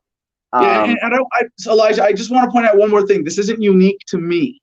No, I understand. It isn't. But I want to make this point because nobody ever talks about this. Yeah, it's terrible that YouTube and Facebook censor us and demonetize us and that kind of thing. But I mean, it is like, sure, we can look at the world, and I could actually make a much stronger case for fraud, by the way, in the cases of YouTube especially. YouTubers helped build their platform, and Yeah. then they took it away from There's them. two frauds. There's in Yeah. two categories of fraud with YouTube. One against creators, and two against viewers. Yeah, but what I would say is like, look, we can all say how much it isn't right, and I'm not saying that we should ignore those issues at all. But as human beings, the best thing that we can do is change with our environment. We've observed their behavior, and now the onus is on us to act accordingly to our observations. Guess what? I saw your ad to go to your thing, and how much have I helped you over the years, right? Like, Yeah. because you paid Facebook for ads. Pay Facebook, pay YouTube. I don't know how you can pay YouTube. I don't know how that works, but like, You can. it is what you got to do. Like, you There are gotta, different ways you can advertise. yeah, on YouTube. like, don't abandon Facebook. It doesn't work. We tried that, right? Like, you're really just censoring yourself at that point. Just give them a little bit of money. It isn't like you have to pay them tons of money, but if you give them a little bit of money, I they don't put know. your stuff in front of We're not people. going to get sidebar on this because I don't know if that's the answer is to give Facebook money. I'm definitely not sold on that, but we are examining with Adam versus the man. I hope now that the election is over, we can get some of your intellectual attention to this challenge and be a part of the conversation with our core team. But yeah, all the ways that we have to work around the censorship right now are really, really, it's a real important challenge to face up to. But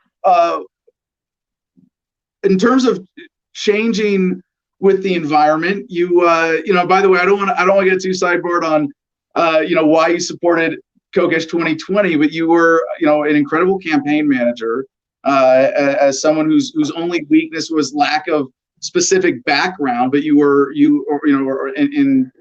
stepped up, and I was absolutely satisfied in every way with your performance as a campaign manager for libertarian primary presidential race. And there's, I'm really looking forward. I hope you'll be our manager for 2024. I don't want to get sidebar with this either, but I know that you are still fundamentally in support of the message of localization for what it means strategically for the party and for freedom itself as a way of moving humanity forward. But when you saw that the Libertarian Party didn't want to nominate me, the environment changed, and the greater opportunity was in supporting Dr. Jo Jorgensen over this 2020 cycle in order to spread the message and build the movement. So tell us just quickly then, what led you to do that? What was the exact story of, hey, the convention ended online, we saw that Jorgensen was our nominee. What happened to you what's your story from that point? I think it depends on how you view the Libertarian Party, right? As most things, I view things as a tool, right? The Libertarian Party is a tool, and it is one of the best tools for having conversations about libertarianism. Now, I may be a voluntarist, right? I may not want any president at all, but in most cases, I think it behooves any kind of person that's looking to spread libertarianism or voluntarism to help out such candidacies. The presidential campaign is great because you can have that conversation with anybody across America and even internationally. Like, well, this person's running for president, and then you can kind of branch out into the ideas. Somebody like Gary Johnson, even, I had the conversation. I took the opportunity, right, of him not being libertarian enough to spread libertarianism during his presidential campaign. So like I'd be like, oh yeah, you like, and I was like, well, do you see him on Bill Maher? And people would be like, yeah, I saw him on Bill Maher. I was like, see, I had a real problem with that because like I like Gary Johnson. He's like a good libertarian, but he's not very libertarian because a real libertarian would have said, no, I want to legalize all the drugs, and here's why.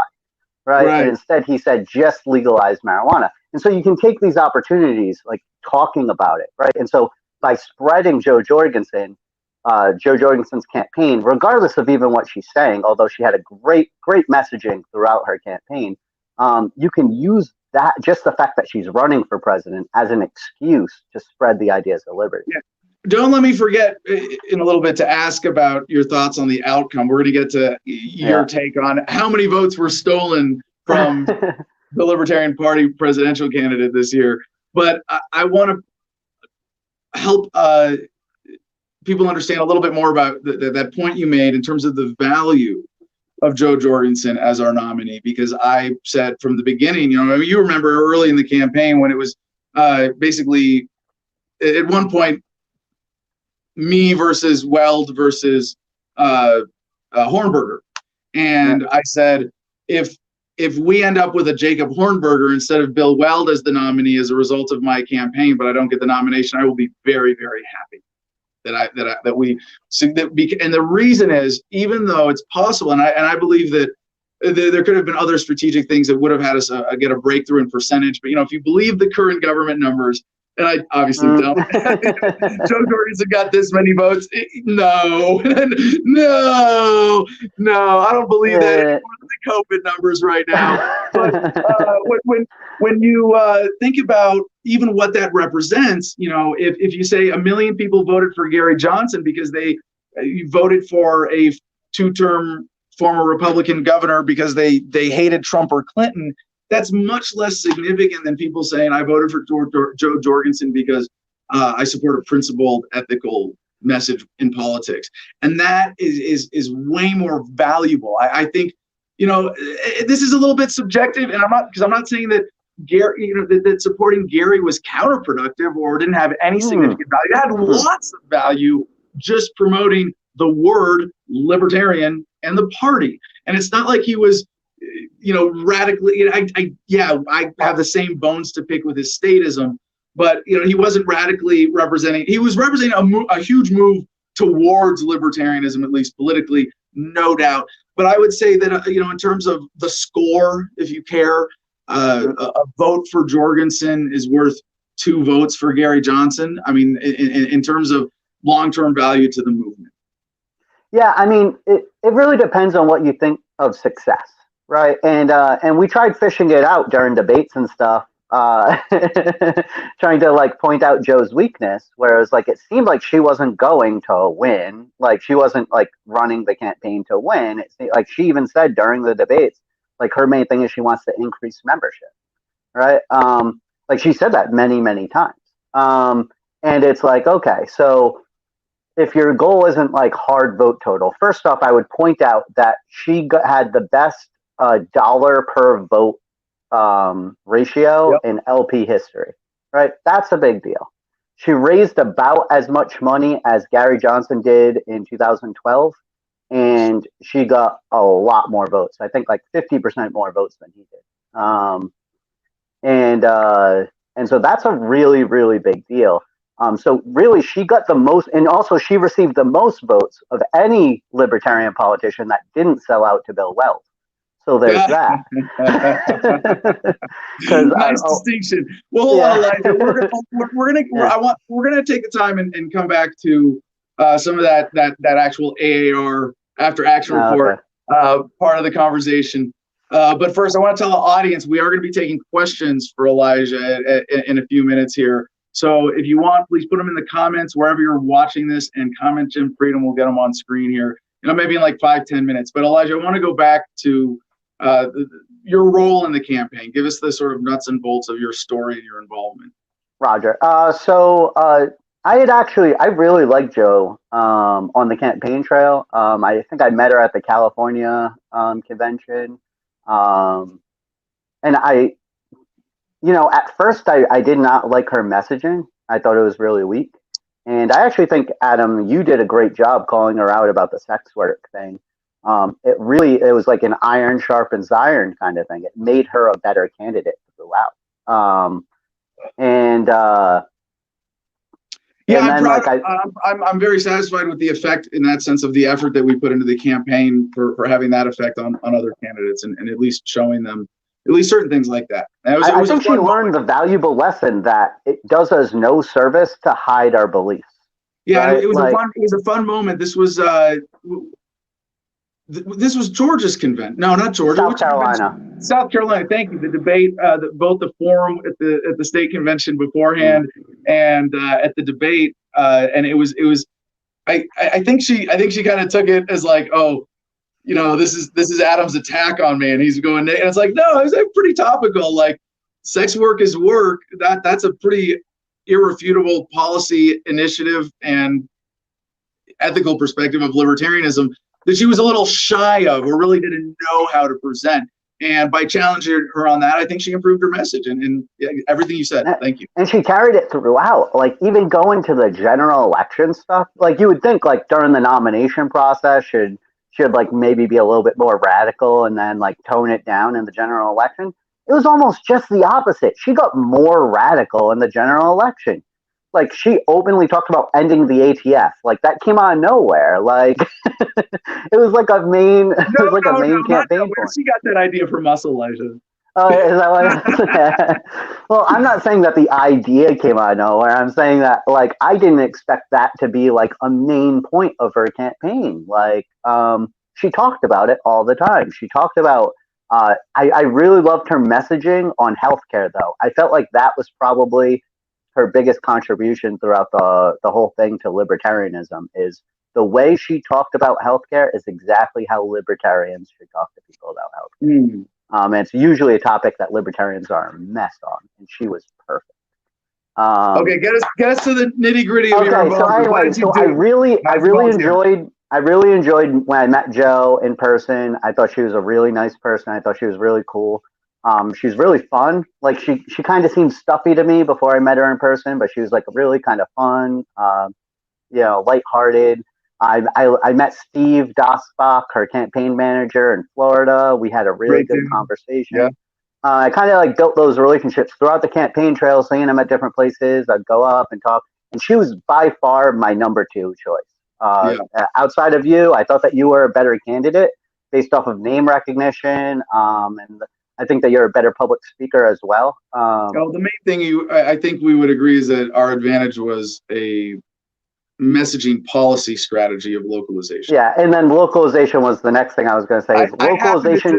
I happen to just be a barely sufficiently credible and capable candidate to bear this message. Certainly not the best possible, and I can't let you say something like that without reminding everybody that is always going to be true about this campaign. That if someone comes up with a better localization platform, I might adopt it, better actual policy strategy for dissolving the federal government. Or if a more capable candidate for advancing this message or getting the American people to adopt it comes along, I would drop out and run for VP and hope to be their running mate. I have no effective ego attachment to this. I think Elijah can attest to that. Yeah, I mean, you've always said that, actually. In fact, even when I start working on the campaign, you made it abundantly clear. You're like, I expect loyalty, but not to me, to this, like, to liberty. Like, always stay true to liberty. Strategy, yeah. Yeah, so, but anyway, yeah, localization, I think, is the best strategy forward. I'm actually kind of, in a way, and I don't want to, like, I'm kind of glad that we didn't win this time around. I think that we might have gotten better results, possibly, but in COVID America, I think localization kind of becomes very confusing because it was the governors that locked down their states, and so I'm kind of glad that if we do win in 2024, or when we do take localization nationally, eventually, even if it's not you as the candidate, like it will have a kind of a more fresh, non-convoluted like entry into American politics as opposed to what it would have been with COVID. Okay, stop liking my message so much and tell us about what you did with the Jorgensen campaign already. Oh yeah, so I just I got involved. I let them know that I was interested in helping them out any way that I can. They offered me a regional field director spot, which is I was basically in charge of the states of New York, New Jersey, Pennsylvania, Ohio, Maryland, and Delaware. And it was my job to just kind of organize the volunteers in that area, put together the state teams. And it was kind of really fun because they were very hands-off compared to the Gary Johnson campaigns where like Republicans like basically ran, or old Republicans ran like the campaign. They were like, look, just don't burn Trump in effigy and do whatever you want. And I was like, cool. So that was really fun, kind of building up ground up teams. And that's what we did. And each state kind of took on its own personality as a campaign. And that was kind of fun to see. And that's what we did. We did ground up efforts, and different states worked on different strengths. And the main purpose though was to get people on the local level involved with their local LP, and get involved in spreading the libertarianism in general. And that part of the campaign has been undersung, and it really deserves a lot of praise, because right now I'm talking to a lot of state, state chairs and state party leadership, and they've never seen people so excited after a presidential election before. People are really fired up, and it's really looking like we're going to have a strong Libertarian Party moving forward. So that's really exciting to see. So I want to ask bigger questions to give this conversation a sense of completeness of, how effective was the campaign? What's your takeaway, and what lessons learned as the conclusion of the AAR. But before we do that, I do want to take questions from the audience. So get those into your comments right now. And just Elijah, one thing real quickly. I mean, I'm excited to hear that that's your take on the momentum that we have coming out of this. And it would suggest that that the campaign overall was successful in that membership drive aspect. And of course, one way, I don't know the numbers on this. Do you have, if you have the numbers on that, for membership, relative historically over this period, that would be great to share. But again, it would be something of subjective interpretation. And, general, in the way you said it is more important, of that general momentum and sort of spirit and energy and resources in the party and the movement. But you would look at fundraising and actual membership numbers as sort of general indicators of that. So how do you think the campaign did on that, or on those the big metrics related to that? Then we'll do questions, and then see as much time as you need to feel to answer those bigger questions. So look, I don't want to turn this into too much of a love fest, right? To be honest, like, I was a little disappointed in our vote total. And again, we can, if you believe the number. If you believe the numbers. Again, at one point it said that Jo Jorgensen had 84,000 votes in Pennsylvania, and it dropped down to 50,000. And I think right now her vote total is like 78,000 or something. And it's like, but wait, like, why would you ever put 84? Parties, they just get chunks of votes added and never subtracted, right? Yeah, but our vote total literally went down, and it was just like, what? It happened twice in Pennsylvania, by the way. I don't want to get too sidebarred on this, but let me ask you this one question, see if you can put a number on it, because what's the national report now? Like 1.1%? Is that still 1.2% is the okay.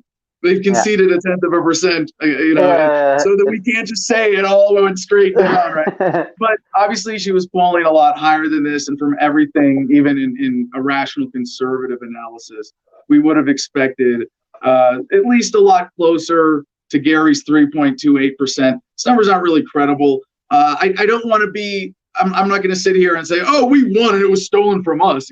No. But it would be believable to me that Jorgensen got maybe even as much as 8%, and that it was stolen down from that. Like, that seems like, obviously kind of a bell curve. Yeah, if she got 8%, she got 8%, I would have to believe that they've done it a lot in the past as well. I don't know, like, I can see states cheating it. And so, like, this is my thing with Pennsylvania, right? And I was the regional field director for Pennsylvania, so I particularly was paying attention on election night, right? She went from 24,000 votes down to 7,000 at one point, because she was at 5% of the vote, right? And then like later she got up to like 3%, and then she got dropped down again. And it was because Pennsylvania was a swing state everybody was watching, and they did not want a libertarian to be showing that big of support in that state, because everybody in America was going to be seeing that. Media to maintain their credibility without having a red, blue, and a yellow. Yeah, so if we're going to get really conspiratorial about it, I would say that was really the thing, was they didn't want people going to results on Google, looking at the Associated Press thing, clicking on Pennsylvania and saying, wow, the Libertarian got 4.4% right now? That's crazy. right? Like Yeah. in a swing state, like they did not want that. And that's why I would say nationally, I'm not going to say that they like systematically took away Right. votes. I think it's more of a state by state basis if they were to do it. And I do believe that that's probably what happened in Pennsylvania.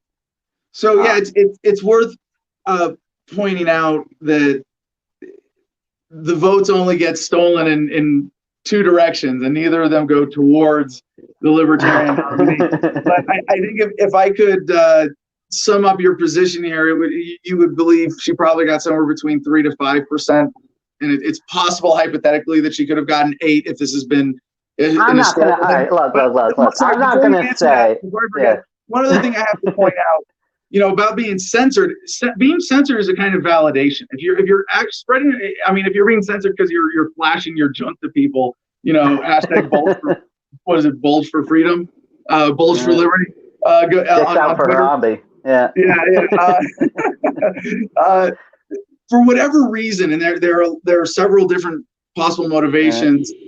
The mainstream media blocked out Jo Jorgensen at a much more significant level than Gary Johnson. Yeah, and that was a unique challenge that, for whether it was her or her message or the times we live in, whatever it is, and the media manipulation is a really critical part of this.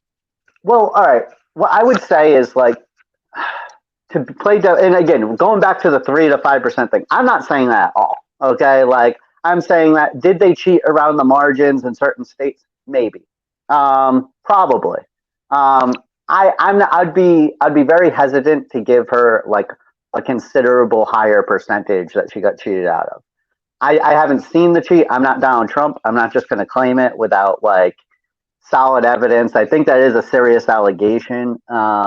Would I be interested in, if I had the resources, would I try to follow up and do some investigation? Definitely. Right. That said, I'm not going to just be like, well, she probably got 3 or 4%. Yeah, I'm not going to do that. But as far as the media thing, yeah, that was clear, right? And you can make arguments. You can say, well, that's what happens when you nominate somebody who doesn't have name recognition nationally. You can say, well, that's what happens if you nominate somebody who has a campaign team that isn't proven that they can get interviews or something. You can say those things. That's true. But look at the Green Party, right? Howie Hawkins got way less media attention than Jill Stein did. It was clear. And Howie Hawkins, by the way, was told to me, I haven't followed his career, that he was actually a way more legit politician than Jill Stein. That's why I was told. I got to sit next to him at the multi-party primary debate that Free Equal held with, thank you, Christina Tobin, in Chicago. And I got to sit next to him on stage. And he's also a Marine Corps veteran, but great representative of the Green Party, too, for all the things I like and don't like about him. Yeah. But he really is in that inner circle of love-motivated activists who are doing it for the right reason. Yeah, and that's the thing. I can always appreciate when somebody's a genuine person, right? And even when I disagree with them, even if I strongly disagree with them, right? With that said, I was told when Howie Hawkins won the nomination, I was told, oh my God, the Green Party might beat the Libertarian Party this time. Howie Hawkins, he's totally legit. Now, I never bought into that. Right, but I was told that he was a way better nominee than Jill Stein ever was, and if you look at our results, we got 5 times the amount of votes that they did across the board, right? And there wasn't very many. I don't want to get too sidebar on this, Elijah. I want to bring it back to Jorgensen, if you don't mind. Yeah. This goes into the media attention, though, right? That's really important. Is you brought up the media attention question, and it's that's what happens when the media does a complete blackout of third parties, is you're going to lose votes. It is not only do less people hear about you, but less people know what you're about. And less people see you as legitimate, because even though they know you exist, they didn't see you on any programs that they recognize, right? People can say, well, yeah, Bill Maher invited Gary Johnson on, so he got to be pretty legit, so I can vote for him. But if they're well, I know Jo Jorgensen, but I mean, is she even legit? Like Gary? Yeah, Gary no, was a governor. hold on. I don't want to get too sidebarred on that, but it's great to point out for libertarians to stay aware of that legitimizing and thus delegitimizing effect of the media if they ignore you. But Elijah, I want to go to questions from the audience, but then real quick, thoughts on fundraising and party recruitment membership numbers. Well, membership numbers are way up. I don't have the exact numbers, but I feel like we're like close to 30,000 members. I think that's about right. And typically we hover around 15,000 members. So that's pretty good. I think that before the campaign started, to be fair, we were trending up. We were around like, I think 19 or 20,000. Yeah, membership is way up from the campaign. As far as fundraising goes, I'll say it before, I'll say it again. We raised the most money of any libertarian presidential campaign outside of the one that sold out to Bill Weld. Gary Johnson raised $12.2 million during that campaign, and it's estimated that about 11 million of that came from Bill Weld's Rolodex. So it is what it is. Okay, so Elijah, I just we're probably going to go over time if we take the time to make this complete. I'm really enjoying this. It's a great conversation. If you don't mind going over a few minutes, we'll go to audience questions and then give you as much time as you want to wrap up. And whatever you want to say that's enough for audience questions, we'll cut it. But we'll see, as long as we have good questions coming from the audience. Yeah, you want to keep going? I have nothing to do. Yeah, all right, let's do it. All right, to the audience here, let's get them on screen. Thank you. Chris Hogg, who was the better driver of the motorhome? I guess it hasn't been Elijah. Elijah, do you want to tell them what happened the first time you drove it, the day we picked it up with the wrap, or should I tell them the accident that I had? That wasn't the first day I drove it, to be fair. It was the first time anybody drove it with a wrap. But look, I'm not even sure. I'm pretty sure that guy ran into me.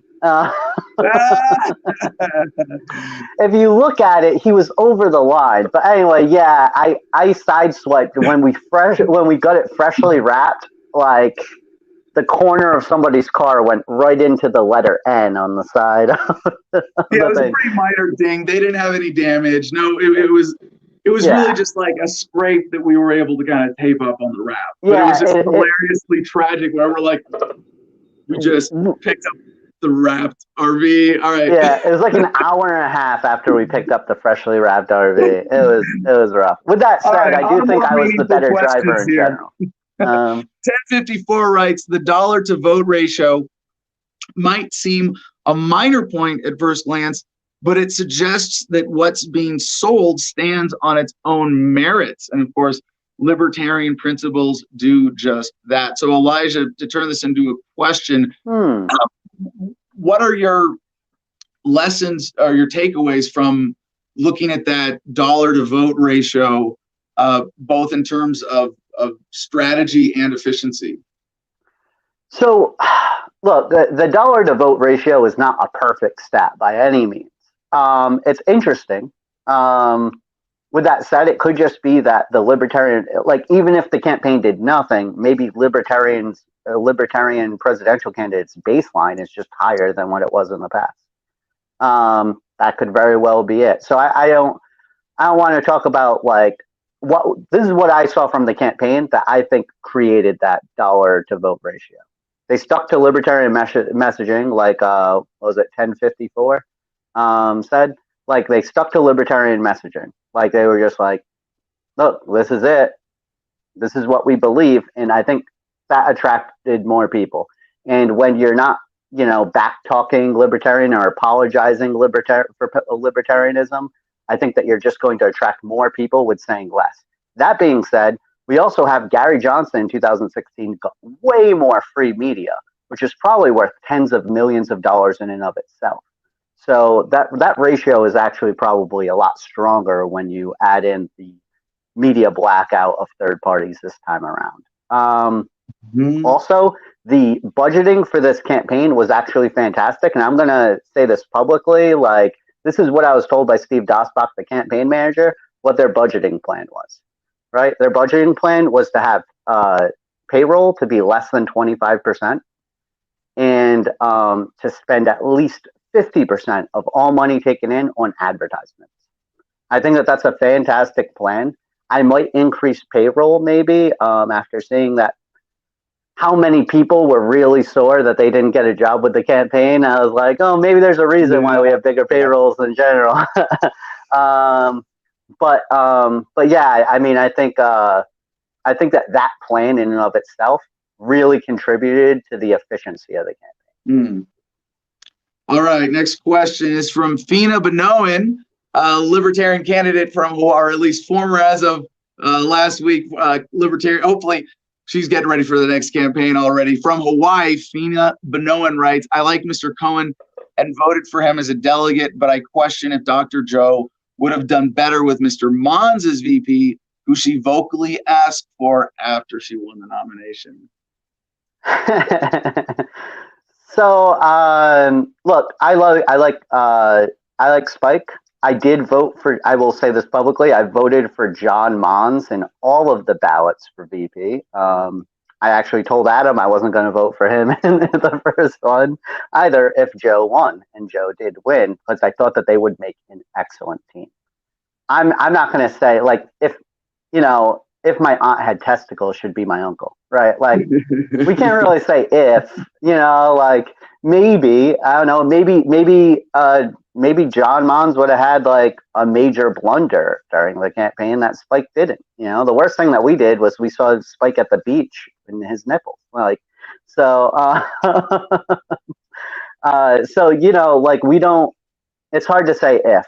With that said, is I was very supportive of John Mons. I kind of wish Joe was a little bit more forceful with the recommendation for Mons.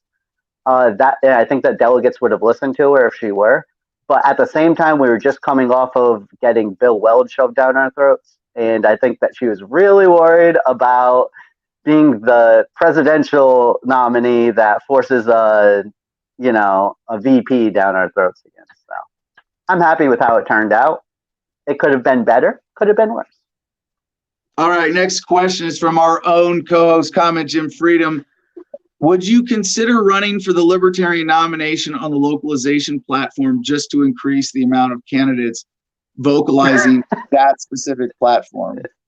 I actually thought about this, and then I thought, I think a lot of people would see that as us trying to game the system. It would be too obvious that we were working together. Yeah, no, but here's the thing: is if I did it, we have both a strategic and an ideological interest in getting people onto this message of localization as a policy and messaging strategy for achieving a free society and Libertarian Party success through politics. So like we just, if you want to run, on a sovereignty platform locally or whatever measure of autonomy locally or independence, totally supportive of that. If you want to run against me and I end up dropping, because like I would hope that at the last minute, if we have 3 or 4 serious localization candidates running for the LP nomination in 2024, then we drop to support whoever's in the lead, and the rest of us then compete for the VP slot. But yeah, like that's what I want to see in both for strategy reasons and for the ideological reasons of we want this message promoted. Yeah, and the reason why I thought about it, by the way, was my first MySpace name was Elijah John Gizzarelli, presidential candidate 2024, because that's the first year I'm allowed to run for president.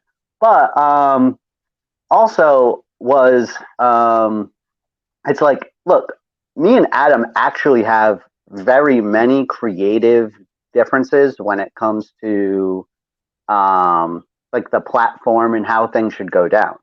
I don't voice them publicly or whatever, and it's like I still support Adam's platform because it was the best one put forward by a candidate, right? With that said, Adam can attest, I argue with him all the time about things. Yeah. Right, and so it's like if I did run, it wouldn't be as like a Kokesh insider to get 2 localization candidates. No, it would be because I was like, me and Adam couldn't like work out like a plan together in 2024. And I was like, well, you know what? Somebody needs to say this and I can't find somebody else to. So I would run. Exactly my position for myself. I don't know. Like I would hope that we can get more people to run on localization. I think it's important. And if you guys haven't, I'm sure anybody watching this probably has looked into localization, is behind it. But localization is a really unique strategy. It was really fun for 2.5 years, 3 years working with Adam, going around talking. I was gonna say, not working with me. Working with me is fun enough, Yeah. but Yeah. I hope you were getting at it. This is a fun message to spread. This makes talking about freedom and engaging with people way more fun to say, to really in policy and in spirit embody the quote that you can. Libertarianism says you can be as liberal or conservative as you want, as long as you don't force it on anyone. Larry Sharpe.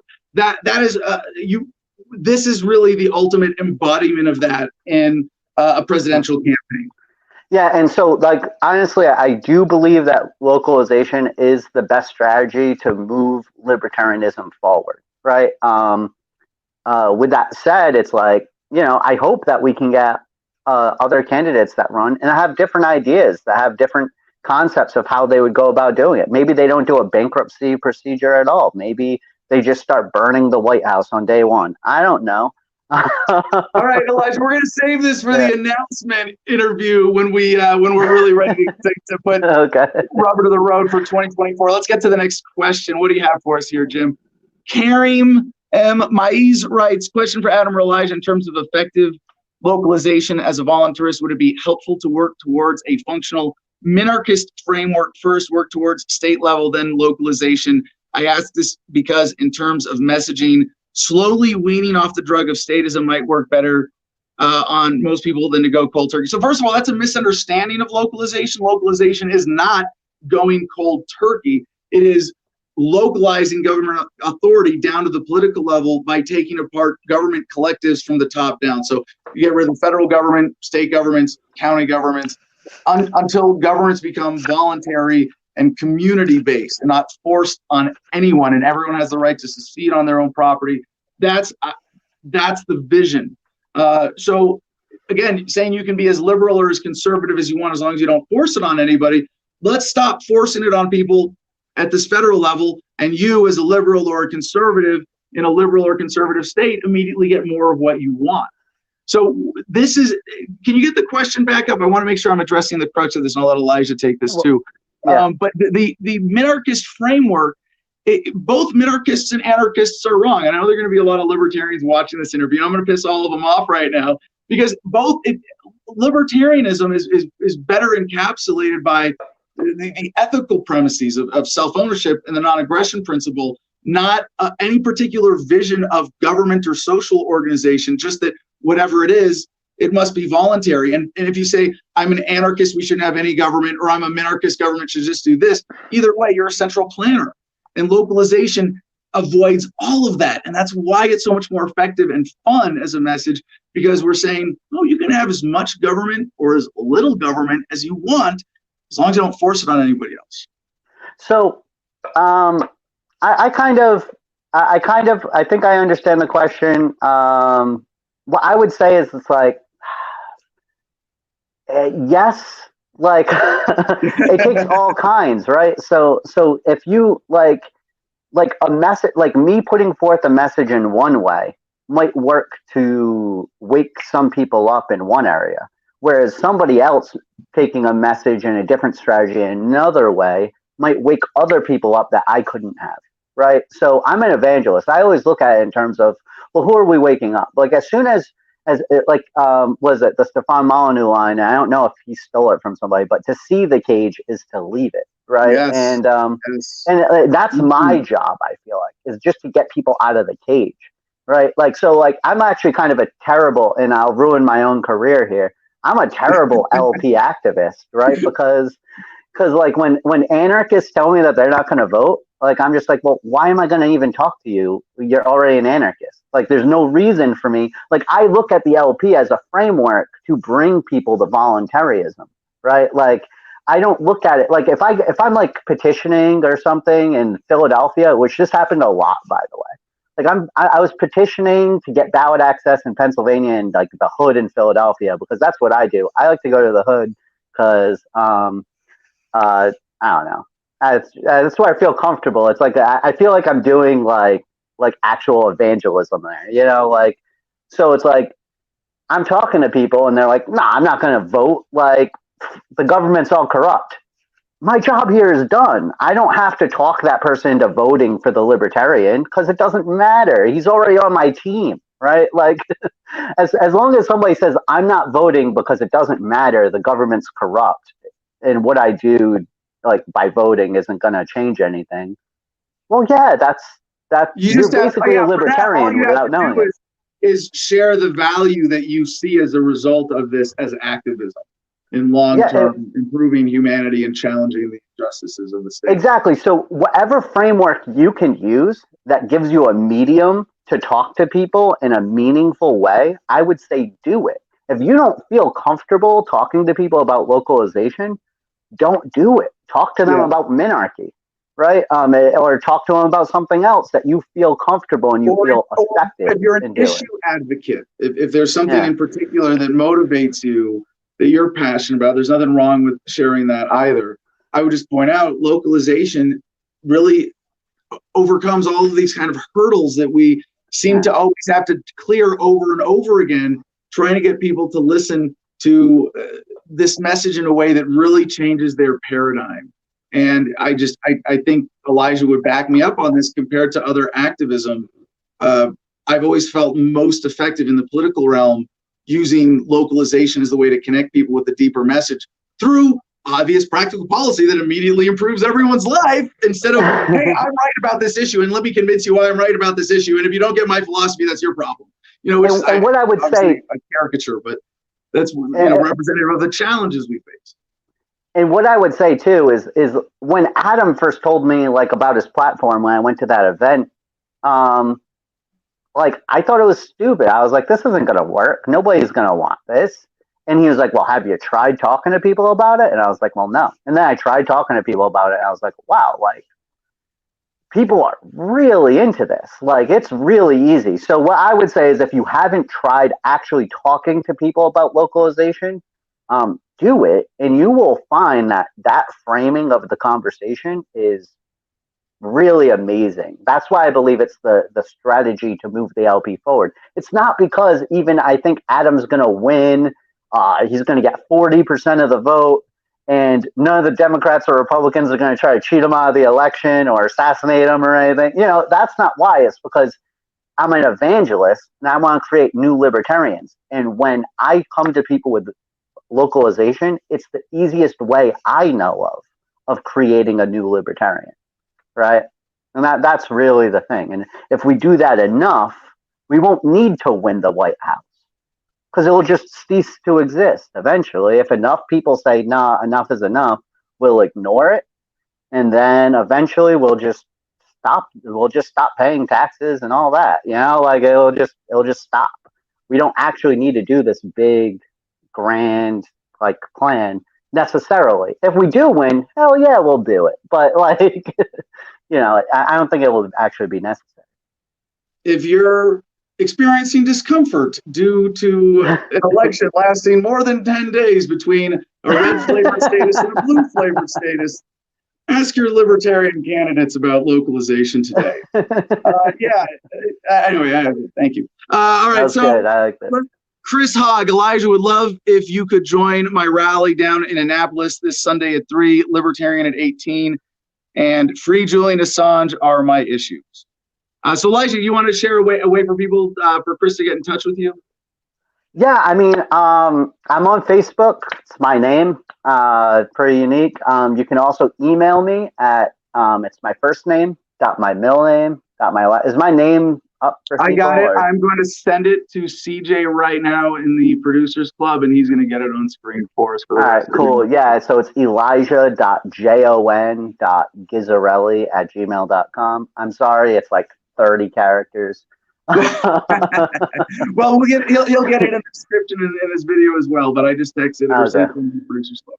Yeah. So you can always email me, hit me up on Facebook too, and you know, if you have something, I would love to go down to Annapolis, but it is like 7 hours from my house. That's it's kind of rough for me, especially because I do plan on working tomorrow. But I do appreciate the invite, and I would love to know about anything like that because I do travel pretty often around the Northeast and far beyond quite often to do stuff.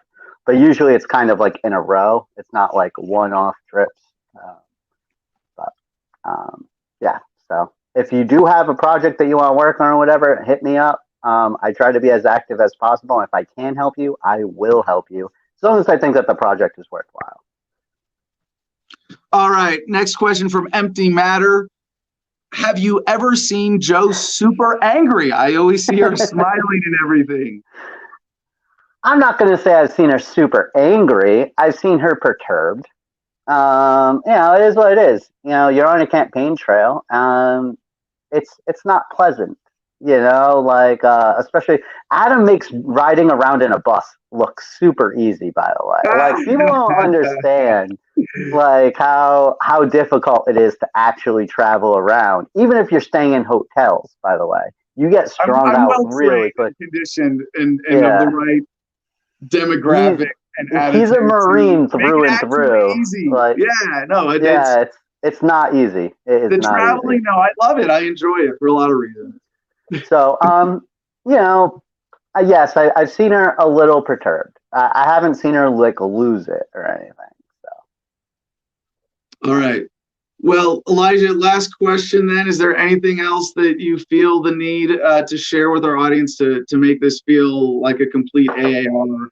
Obviously, there's a lot more that we can look at in terms of the general dynamics of 2020 and the party and the message and the movement. And I know Elijah and I can and eventually probably will talk for probably 20 hours to make this really feel like a complete conversation. But, in terms of, the big questions for the immediate AAR of the Jorgensen campaign, what do you feel the need to include here? All right. Well, what I would say, I invented the term hecklertarian to shame people from being hecklertarians, right? Which is people who spend more time bad-mouthing the activism of other people instead of on their own activism.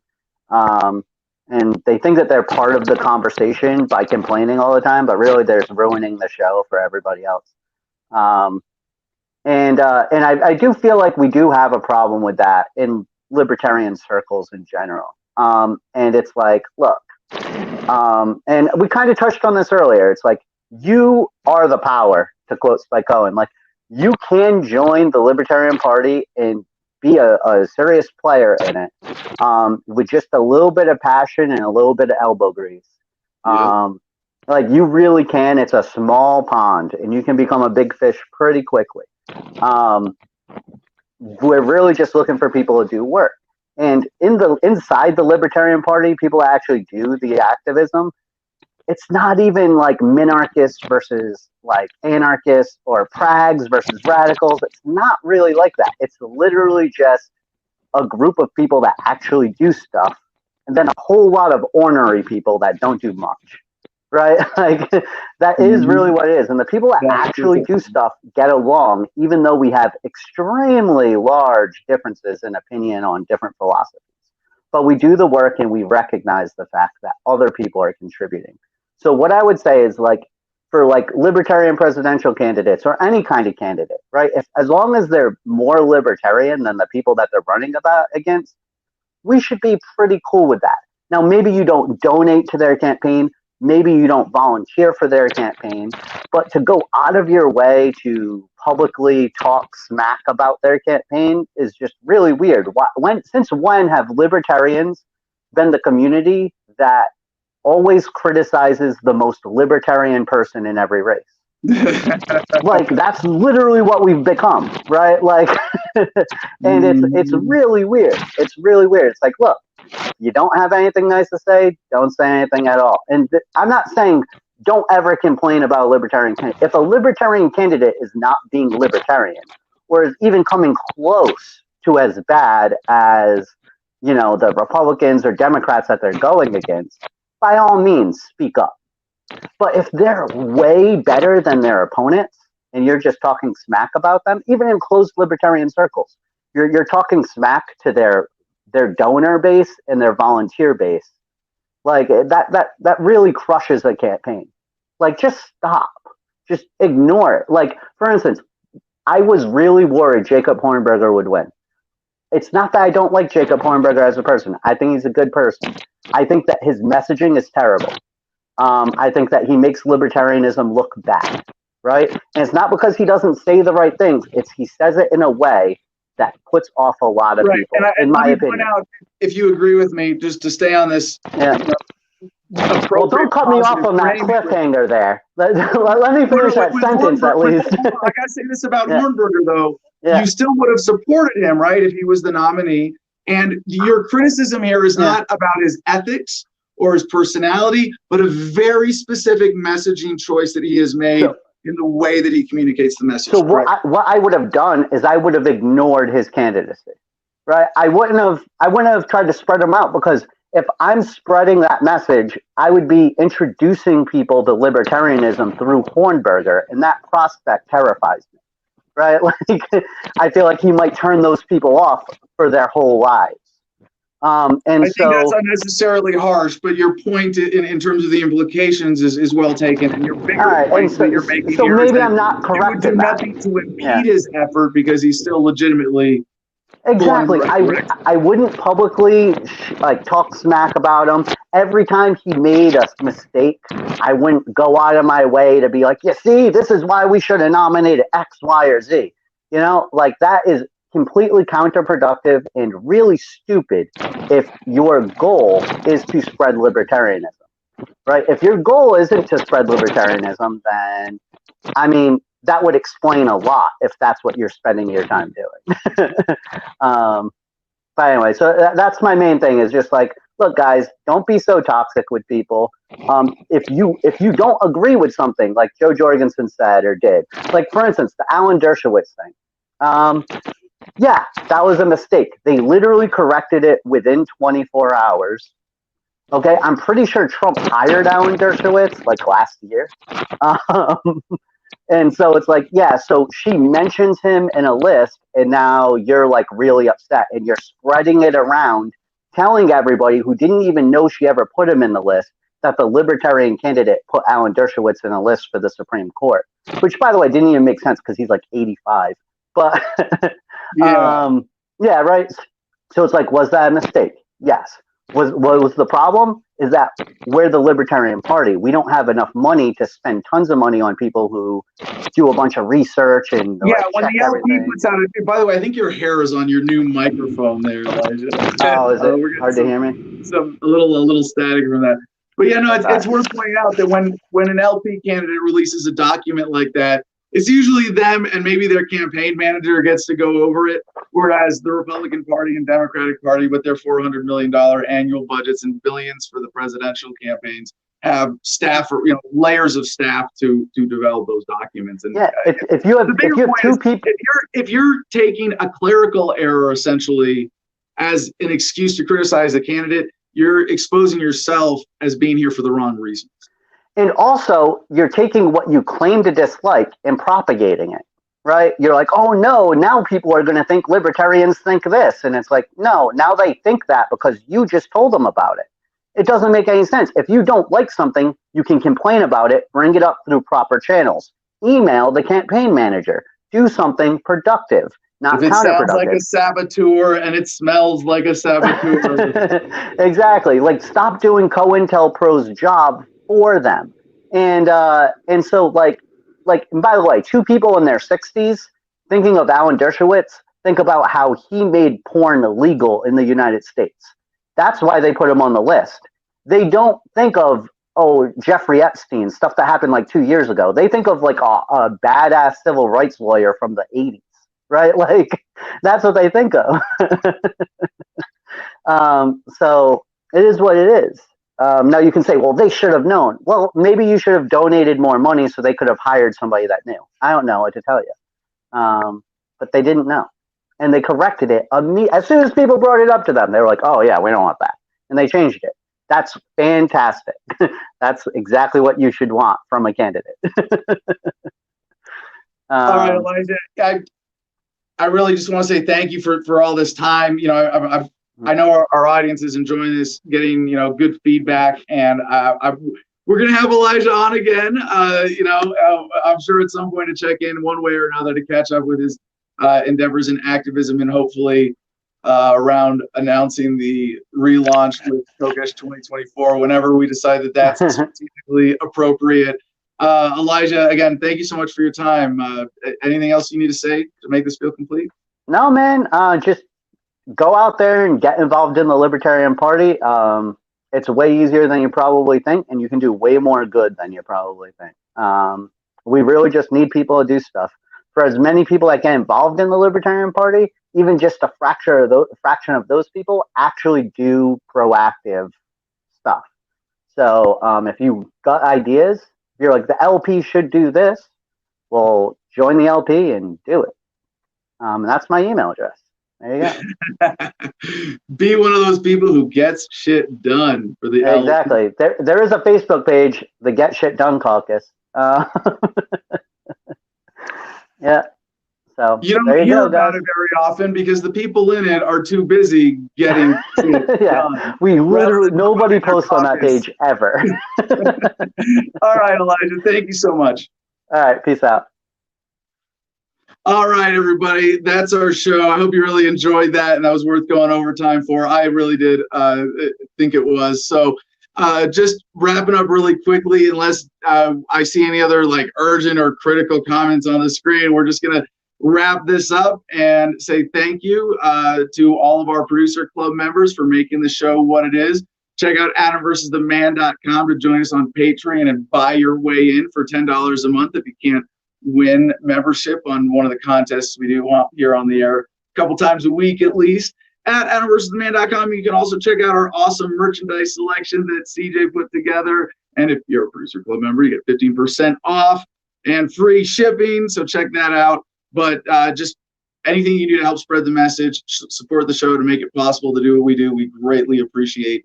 Especially supporting our affiliates at cigarfederation.com. Promo code ADAM10, Adam10, all caps, gets you 10% off there at cigarfederation.com. And then you can join us for Cigars and Sunsets Friday evenings here at Gardenia. And makethemdebate.com if you want to get involved in a fun way to make some more debates happen. Please check this out. Check out my profile. Make another debate happen. And with that being said, peace and love, y'all. Choose happiness and be excellent to each other.